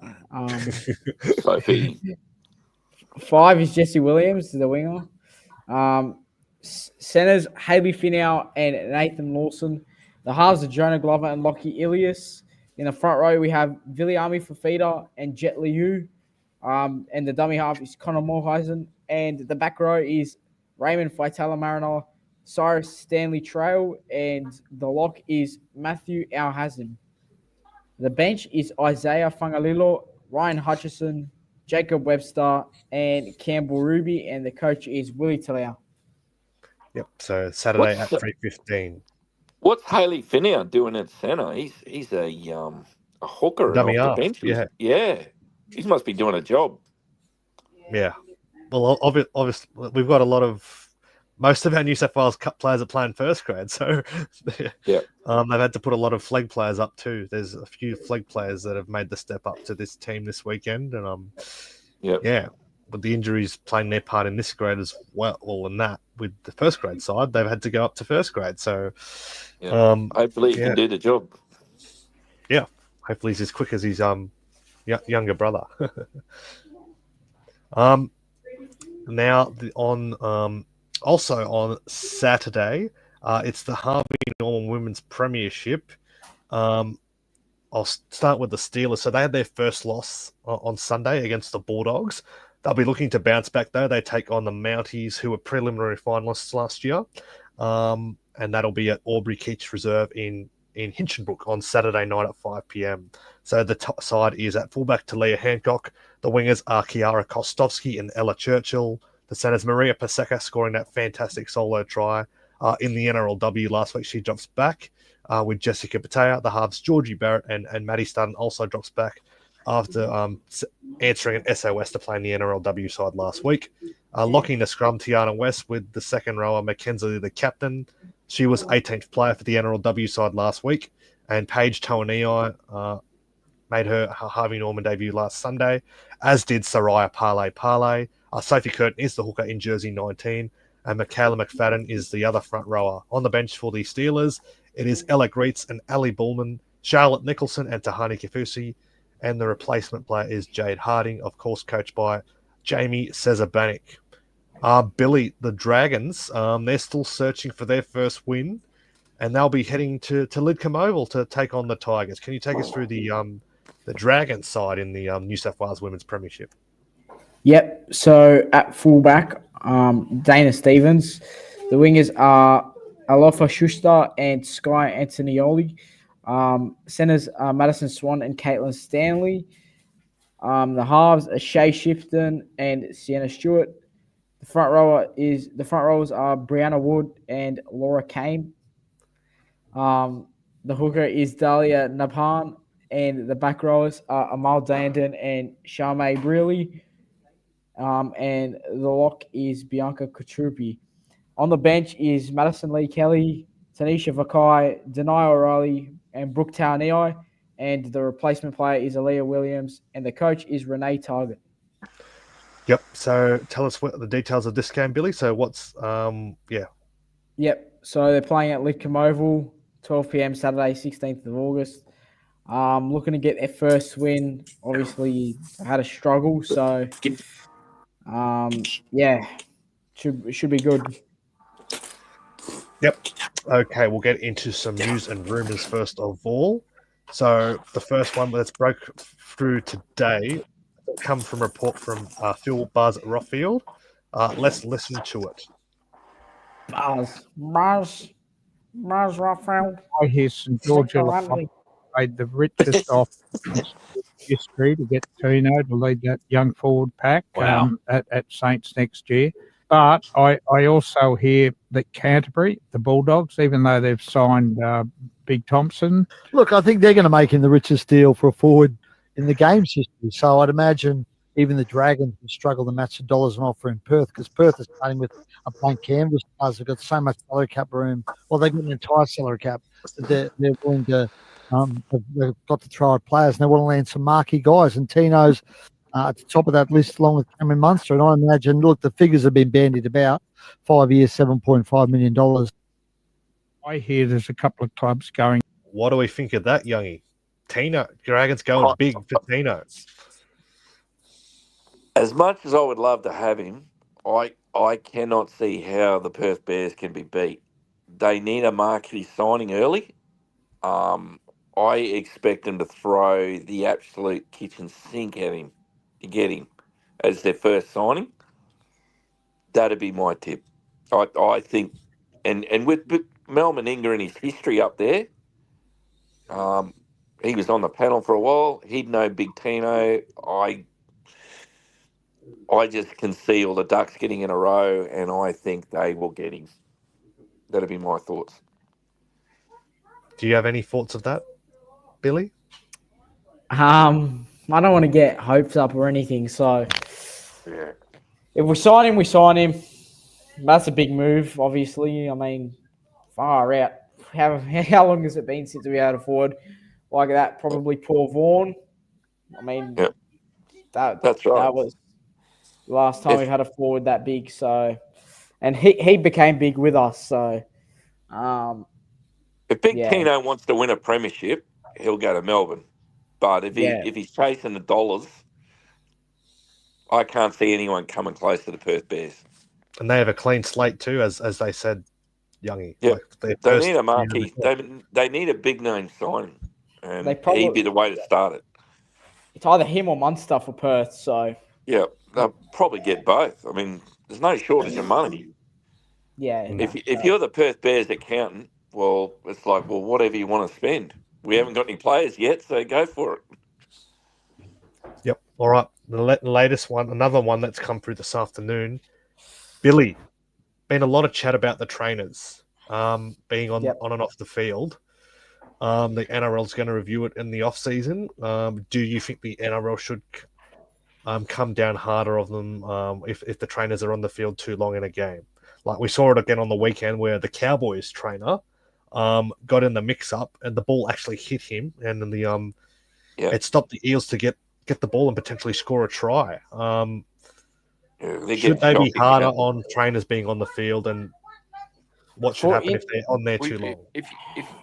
For incidents with the para one, I mean, it's just that one was a bit unfortunate. Like, he probably was trying to get off the field and the ball just got thrown to him. Like, it was a shocking pass. Don't even know what the hell that pass was, but look, they're on the field way too long. Like, I think they're on the field longer than some of the players are. So, look, they need to stamp down on it in some shape of way, but you can't remove them completely. If they infringe in the play in any way, I think the opposition team should get a penalty. Like either a shot at goal or a kick for the sideline and a set of six. Whichever way you want it. They won't do it. If you're going to get a set of 6 meters, like 10 meters out, you're going to think twice about getting involved in the play or infringing in the play, aren't you? So it could cost you a game. With the Jaden Campbell one, especially, like, there's no way he just runs across and he's like, oops, didn't mean it. Yeah, Sorry. he did that on purpose. That was bullshit. Mate, just because you're... No, that's like the...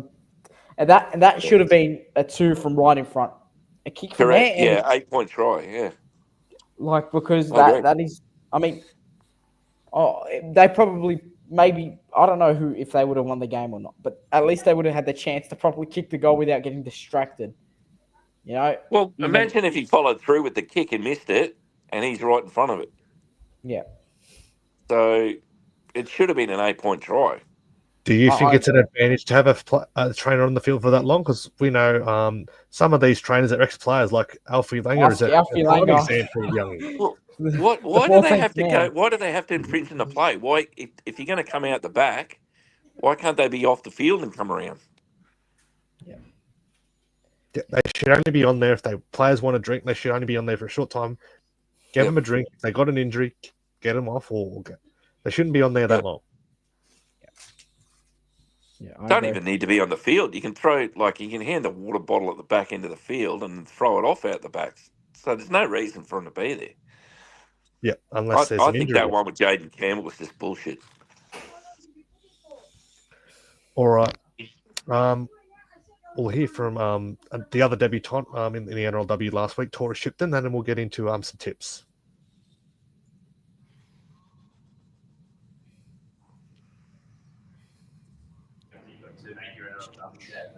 I mean, with girls as well, you would play so much footy. It was a dream come true because, like, obviously Dragons is my local club, so like being able to debut like locally is really crazy, and I'm really grateful that Crossy put faith in me to bring me up, which is really good. And how do you find it out there? I know that first touch you had, it was good tackle, but I mean, you showed that trademark speed you've got, and you did look pretty comfortable out there. It was really different. Like, it was a lot faster, the game, and tougher, but it was really good knowing the support I have and the girls around me, to back me, and having them next to me, especially because I know most of them as well, felt really comfortable. But yeah, it was good. Now you've had a taste, I guess. What's next for you?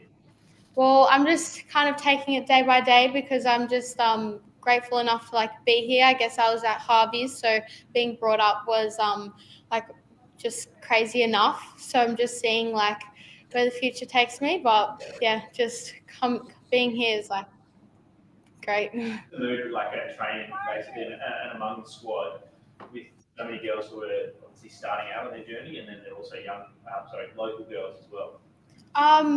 it's really good, I feel like, because like I got to debut with Talia and her being the same age and we're like best friends, like just another person with me that I grew up like playing footy with just made everything feel like a lot more like comfortable, and it was more calming. But the older girls as well, like it's just as good having a mixed age because you learn so much from the older girls. You also get to like learn from the younger ones as well. Like it's just mixed. It's good to have both, bit of a variety. And this weekend, another tough matchup, but one you probably look at and hope you can win. Have you heard anything about whether you're playing, and then how does the squad look forward to that one? Yeah, I'm not quite sure at the moment. I'll talk to Crossy after this, but I mean, I'm gonna be really super keen if like Crossy wants to play me again this weekend, because that will be just like crazy. But yeah, I'm just really grateful just to be here. So if I do play, I'm just gonna do the same. Talk to Crossy about like what he wants me to do, just do my role, and yeah. Yep, I thought she was quite good in the short amount of time she got, and she gets another opportunity this week, Billy, to the Illawarra Steelers Junior. Yep, and well deserved, because from all the replays I watched, she's fast, and we need that sort of speed to create some space for our attacking threats. So yeah, well deserved. All right, we'll get into some tips. So let's get into this.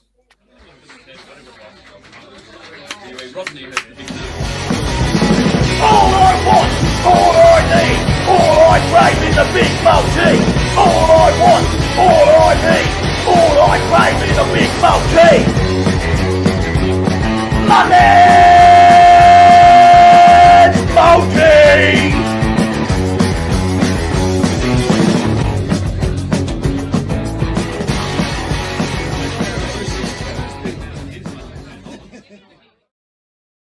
Kicking us off for round 24 will be on Thursday night. It's the grand final rematch, Youngie, the Panthers and the Melbourne Storm. The Panthers are unchanged from their win over the Newcastle Knights last Friday night up there in the Hunter.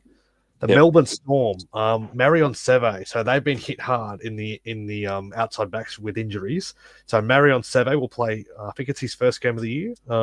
Actually played with goggles, returning last weekend for the North Sydney Bears, and normally a back row. Joe Chan's also in the centres there, and Alec McDonald returns onto the bench. But Nelson Asopa Solomona made his return in the last couple of weeks in Queensland Cup, so he may be a late inclusion. He'd have to be, wouldn't he? The Panthers, they're going for 10 in a row. You'd fancy their chances against the Melbourne Storm here. Going for 10 on a row, you'd have to like their chances of going all the way from here. Like, aren't they just coming into form like a Melbourne Cup runner? Like, start of the year so poorly from the back of the pack, and right at the final 1,000 metres, they're just hitting their straps nicely. So, you'd like their chances still. It's still a contender, I think. What do you think of this game? Do you think Melbourne? I'll tip the Panthers. Yep. Melbourne shut out Brisbane last week, kept them tryless. Yep. But do you think the Panthers, they've had to transition to playing at Parramatta as well, but do you think they'll have enough to beat the Melbourne Storm, who are still learning without Jerome Hughes? Yeah. Oh, absolutely. Without Hughes. Sorry, was that for Billy or for me? Was that for you, Billy? Yeah, for you. No, for Youngie, yeah. Yeah. Without Jerome Hughes, they're a massive chance. I'm actually looking forward to this game. It'll be good, even without Hughes. It's going to be interesting theatre. But yeah, I think I'll tip Panthers. Billy, who do you like in this one? Tyron Wishart is the 7 at the Melbourne Storm at the moment, but they were back to their old ways last week, keeping the Broncos tryless. But it's another step up playing the Premiers. If they have Hughes, they win. If they don't, I don't see him winning. I mean, Cameron Munster can do as much as he likes, but there's just something about that defensive system of Penrith. He just keeps showing up. I'm going to go Panthers to win 18-10, and my anytime try scorers will be Cameron Munster and Nathan Cleary. All right. The Friday 8 p.m. game. This game could be a ripping game as well. This will be at Allianz Stadium Friday night. The Roosters absolutely piled on the points against the Dolphins. Absolute clinic. And they've got an unchanged. Actually, no, Sil Wong's out with concussion. So Egan Butcher starts in the back row and Blake Steep gets a recall on the bench. For the Bulldogs, Bailey Hayward has been named to start after starting near last week with Reid Marnie dumped to the bench. The Dogs finally got it together in the wet, but this is a danger game for them, Billy. The Roosters are in really great form, and they could really sneak into the 8 and could cause a lot of damage if they get to the finals. I've got a weird feeling about this game. I can't pick a winner. That's the thing. Like, it's a very 50-50 sort of game. I mean, the Roosters have been freaking on a tear, even with the players. They lost from last year, and they're still going like this. So I can't decide. Dogs have started playing some decent footy. I mean, last week against Warriors, they killed them. I think Galvin's obviously was going to take a little bit of time. I just feel they're starting to gel a bit more. I don't know. I'm going to go a draw. I can't decide. I can't decide. If they're going to do anything this year, they need to hit some form now, Bulldogs. Yeah. I don't want to say either, you know. Yeah, I don't like either team. I'm a bit like you, Billy. I don't like either. Yeah. I'm going to go 22-all, Teddy, and let's go Jacob Preston for a try. I think that's fair. I think the Roosters could very well win this game. I like them in a tight one. What do you think, Youngie? Yeah, I think the Roosters, and they might actually win well.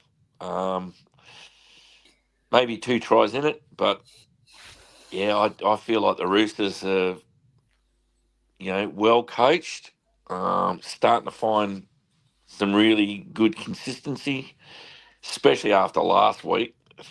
They absolutely annihilated the Dolphins, and Dolphins are a quality side. So, I think they might turn up against the Bulldogs. Spot too. Yeah, that's right. Yeah, but if you're hitting form now, anything can happen. So, yeah, I think the Roosters. All right. Yep. Saturday, the early game will be down at Shark Park. As much as how good we were against the Sharks last Saturday, the Sharks were very flat. They're up against the Titans, who were dead set unlucky to lose to Souths. Mawini Hiroti comes in for the injured Jesse Ramian. Toby Rudolph will start in the front row this week. And Billy Burns comes into the run-on side for the suspended Britton Nickera. So Donny's boy on the edge there. Jesse Colquhoun returns from concussion protocols. For the Titans, they do welcome back Philip Sami, and Tony Francis gets a recall too with injuries to Brian Kelly and Alofiana Khan Pereira. Tino Fasul-Malaawi returns from injury. He'll play lock, which pushes Cleese Haas back to the bench, as well as Regan Campbell-Gillard. If the Sharks want to seal their finals campaign, they've got to win this one, Youngie. Yeah, I can't see the Titans beating them, though. They're awful. I actually, at the beginning of the season, I thought, well, the Titans would probably make the semis this year, but they've been pretty ordinary, and you'd have to think the Sharks, no matter how bad they are, will get one over the Titans. So I think I'll tip the Sharks, no matter where it's played. Yep, you agree with that? The Sharks bounce back at home and get this. They need to start winning games because their spot's not safe in the semi-finals, Billy.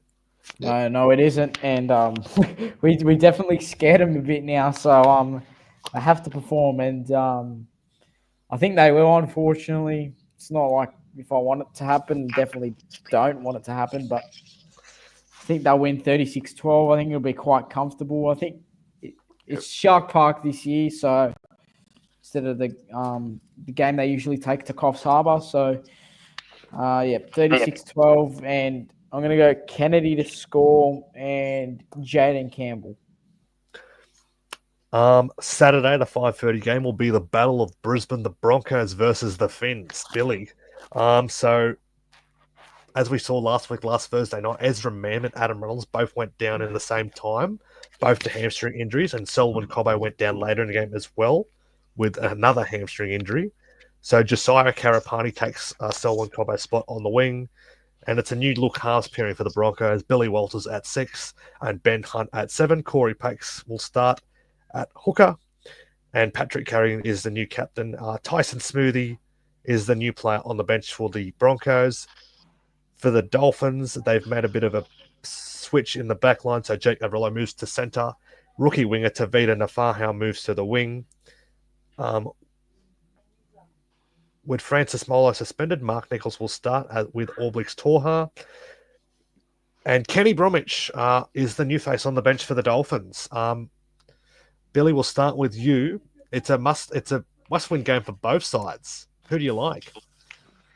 This is hard because Broncos just lost their two key halves, and they're gonna have to make a completely new combination with Hunt and Billy Walters. Oh, yikes, mate! Fucking hell! No, oh no. That's not gonna work at all. I was expecting something completely different from their team list. Yeah, well, I had Dolphins to win by 6. I'm going to move it up to 12. So I'm going to go Dolphins 24-12. I'm going to go Stags to score and Hamaso to score as well.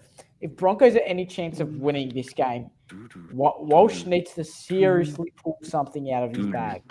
I know he can, but, mate, Dolphins have that attacking prowess, so I'm going to go Dolphins. I know what you're going to tip, Youngie, but tell us anyway and why the Finns win. Gonna be hammer time on the weekend. There's gonna be baggy pants, and we're gonna be doing do. Fins up, baby. They're gonna smash them. I haven't actually put my tip in for this one. This is going to be a hard one. I'll have to look at it closely. I'm leaning towards the Finns at the moment, but we'll have to look at that a little bit more. They badly need a win if they're going to play finals footy. After that, both teams how often do you get smashed by 62 points and not go through a week like you've probably been through at training and not win? So I'd be surprised if the Finns don't come out and beat the shit out of them. All right, the 7:30 game on Saturday night, Youngie, will be at Allianz Stadium. So Souths are moving their game from a quarter of Allianz. They did welcome back Latrell Mitchell back on the weekend, so that's a big in for him. Was a key reason why they won that Spoon Bowl game. Shakai Mitchell is the new player on the bench for the Rabbitohs. That's the only change they've made. As for the Eels, they are unchanged from their win over the Cowboys. Oof. How do you pick Allianz Stadium Saturday night. Who do you like in that one, Youngie? God, flip a coin. This is actually a tough one. Who's going to turn up is the question. But with Latrell Mitchell in, I'm leaning towards South. Not with any confidence, but I'll tip South, I think. Parramatta have been on the up, Billy. Jason Ryle's given some young guys a go, and they've really improved as the course of the season goes on. Yep. Do they make it back-to-back wins in this one? They very well could, but so could South. That's the thing. And Talon De Silva, that passing delivery. Moses, give him a spike. Oh, mate, he deserved that was freaking awful. Dude, I know you're a kid, right? You're a professional league player. You got to know how to pass left to right. You're a dummy half. Just the simple laws of the game to get it to your halfback on the last tackle. Is that why the Tigers went with Coruscant over him? I think so, but Coruscant's a much better player, and I think he will be. Rabbitohs 32-26. I think Latrell Mitchell, the way that guy played on the weekend, unreal. Won him the game. He's that talented when he's on. So, yep, 32-26. Moses and Mitchell to score. Yep. I'm going to go against you here. I'm going to go with the Eels. I like what they've been doing. Mitchell Moses makes a huge difference to their attack, and if he played all season, they'd be very well close to playing finals. I'm going to go Eels close in a close one. Sunday afternoon, the early game, another game at Allianz. The Tigers are taking one there, and they're up against Manly. I think Manly's finals chances are just about done, Billy. They do welcome back Lehigh Apawati from concussion protocols. But Jake Trbojevic, that's his third concussion this year. That's a big worry for Gerbo. So Jazz Tavanga goes back to lock with Jake Simpkin coming into the starting side. And Tommy Talau and Caleb Navali are the new players on the bench. For the Tigers, so Adam Dewey will again start at halfback after his starring role in their win over against the Bulldogs a couple of weeks ago.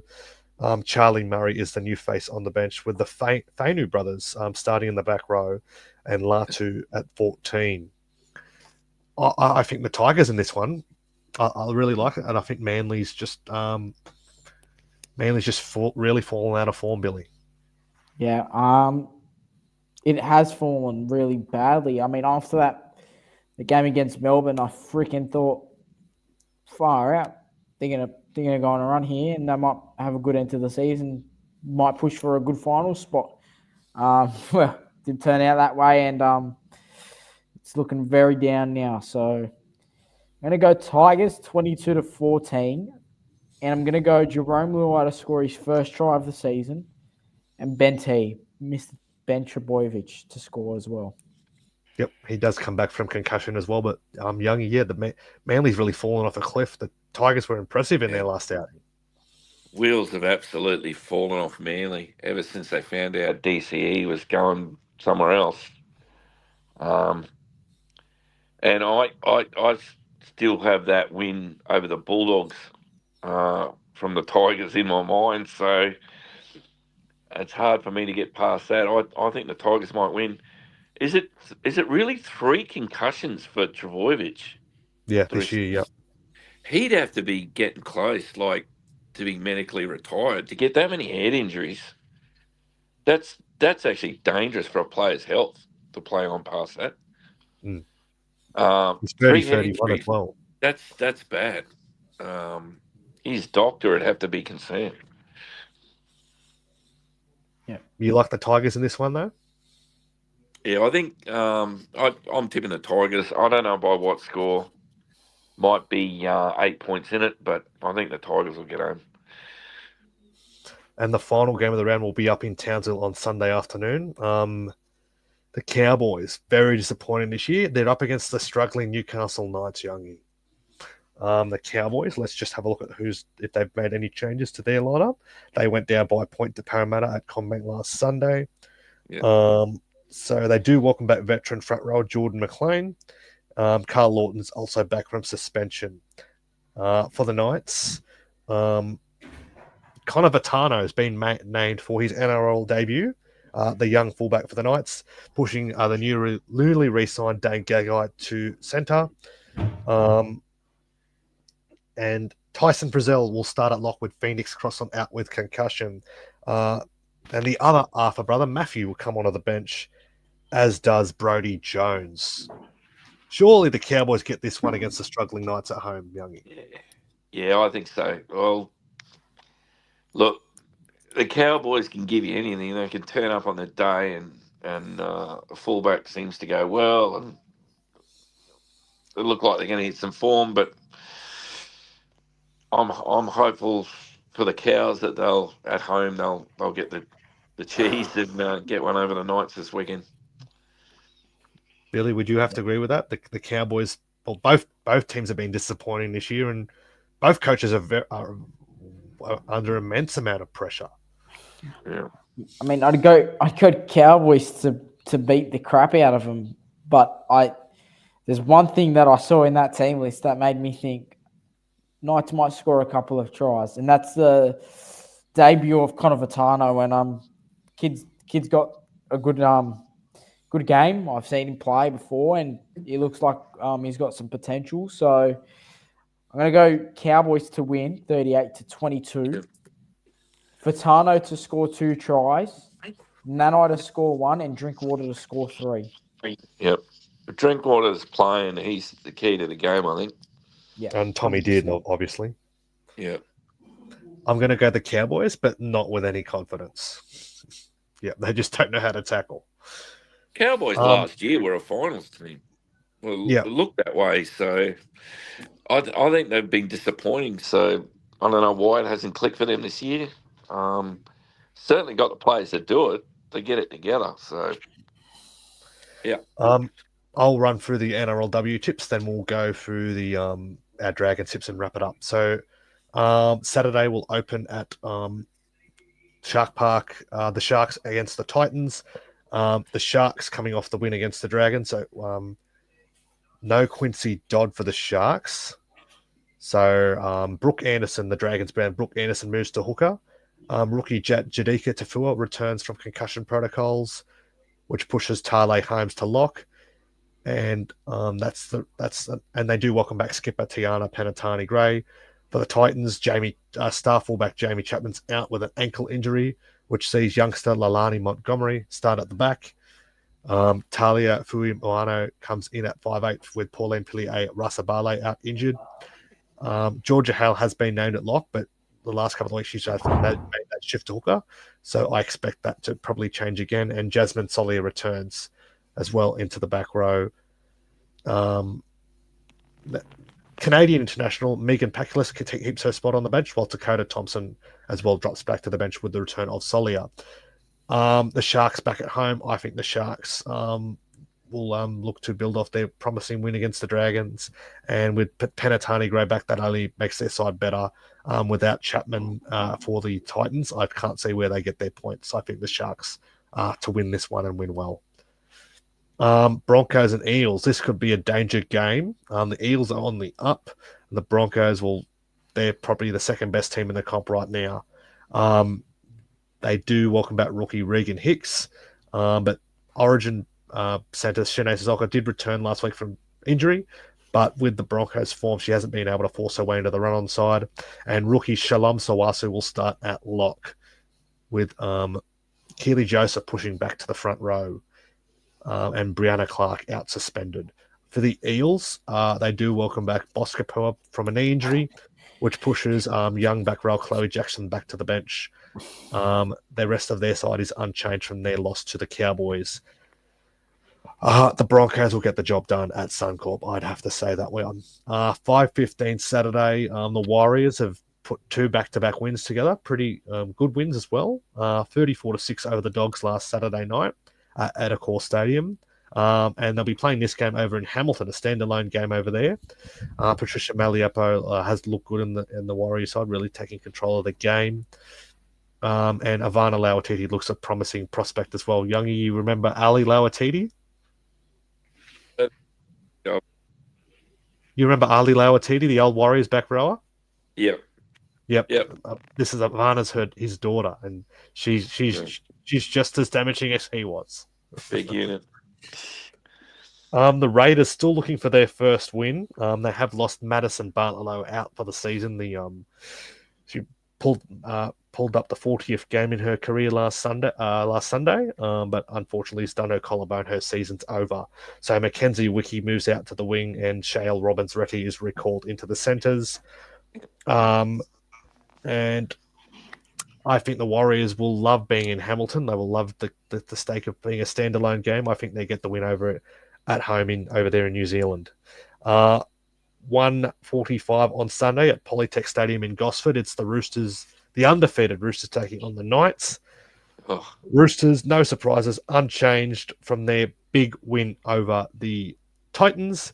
The Knights also unchanged from their big win over the Tigers. I don't see who's stopping the Roosters right now. They are just on. Yeah, they look the goods, don't they? They just continue to get better and better every week, and they'll be too strong for the Knights in this one.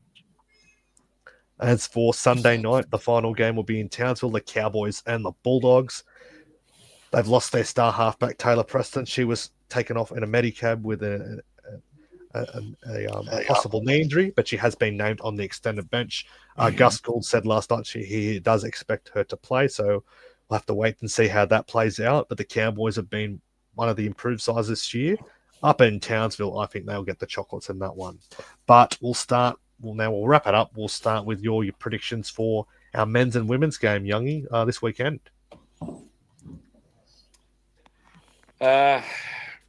Dragons. Oh God, it's going to be hard against the Warriors.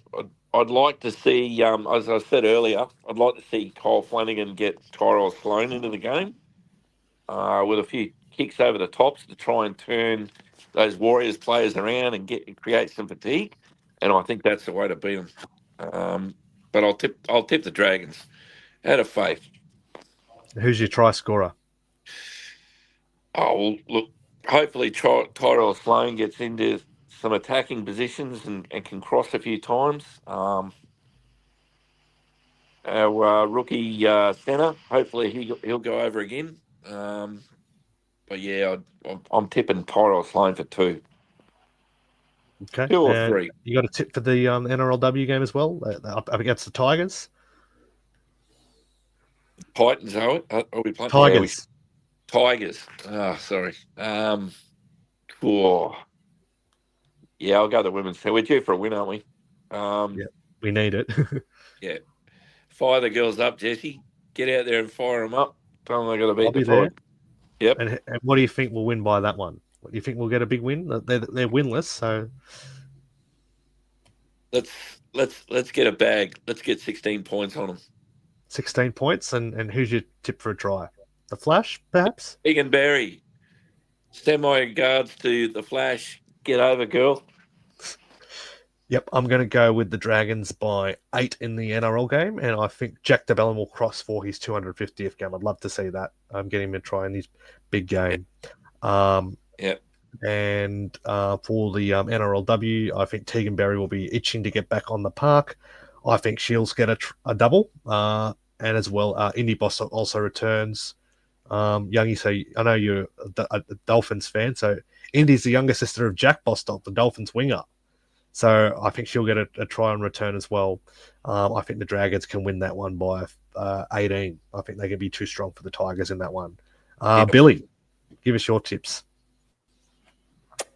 Go with the NRLW first. I have Dragons to win 20 points to 10. I've got Indy Bostock to score and return, and Kezie Apps to score against us, unfortunately. And for the men's, I have Dragons to win by 6. 24-18. I think it's going to be tough. It's hard because the Warriors are hard to beat in New Zealand. But I do think Pacific Tonga is born in New Zealand. I'm not too sure about that. But he grew up in New South Wales, but I'm pretty sure he was born there. And I think he'll score. And I'm going to go with Adam Pompey to score as well because he's been a freak this year. 5 metres out from the line, he's a dangerous threat if you give him the ball, isn't he? Big body like that. And with Cook, if he's able to open up some space, I think you just put him over the try line, he'll score. Just to the left of the post, and then an inside ball. Yeah, he goes over, I reckon. All right. Well, that's it. Thanks for joining us tonight. You've been watching the Mad Dragons podcast, sponsored by Complete Warehouse Solutions. Go and see Jeff and the team at 6 Commerce Drive, Lake Illawarra. Give them a call on 42571930 or 0417 223 Thanks to everyone for putting their comments in throughout the night. Big T, hope you get better, and we'd love to have you back on the show soon. But as always, what we like to finish off with, let's do it together. Come on, Dragons fans. Fire up. See you, boys. Coco is at Pell's heart, she wears it on her sleeve. as must tell tales of dragons' wins and children victory. Tony and the MV crew will do their very best, hitting up topic and on digress with a red V on our chest. The Mad Dragon podcast is a sheep of camaraderie, navigating rants down rabbit holes in the land of big wet feet. And so our peddlers weave the tales, and our pursuit is our dream. The Mad Dragon podcast.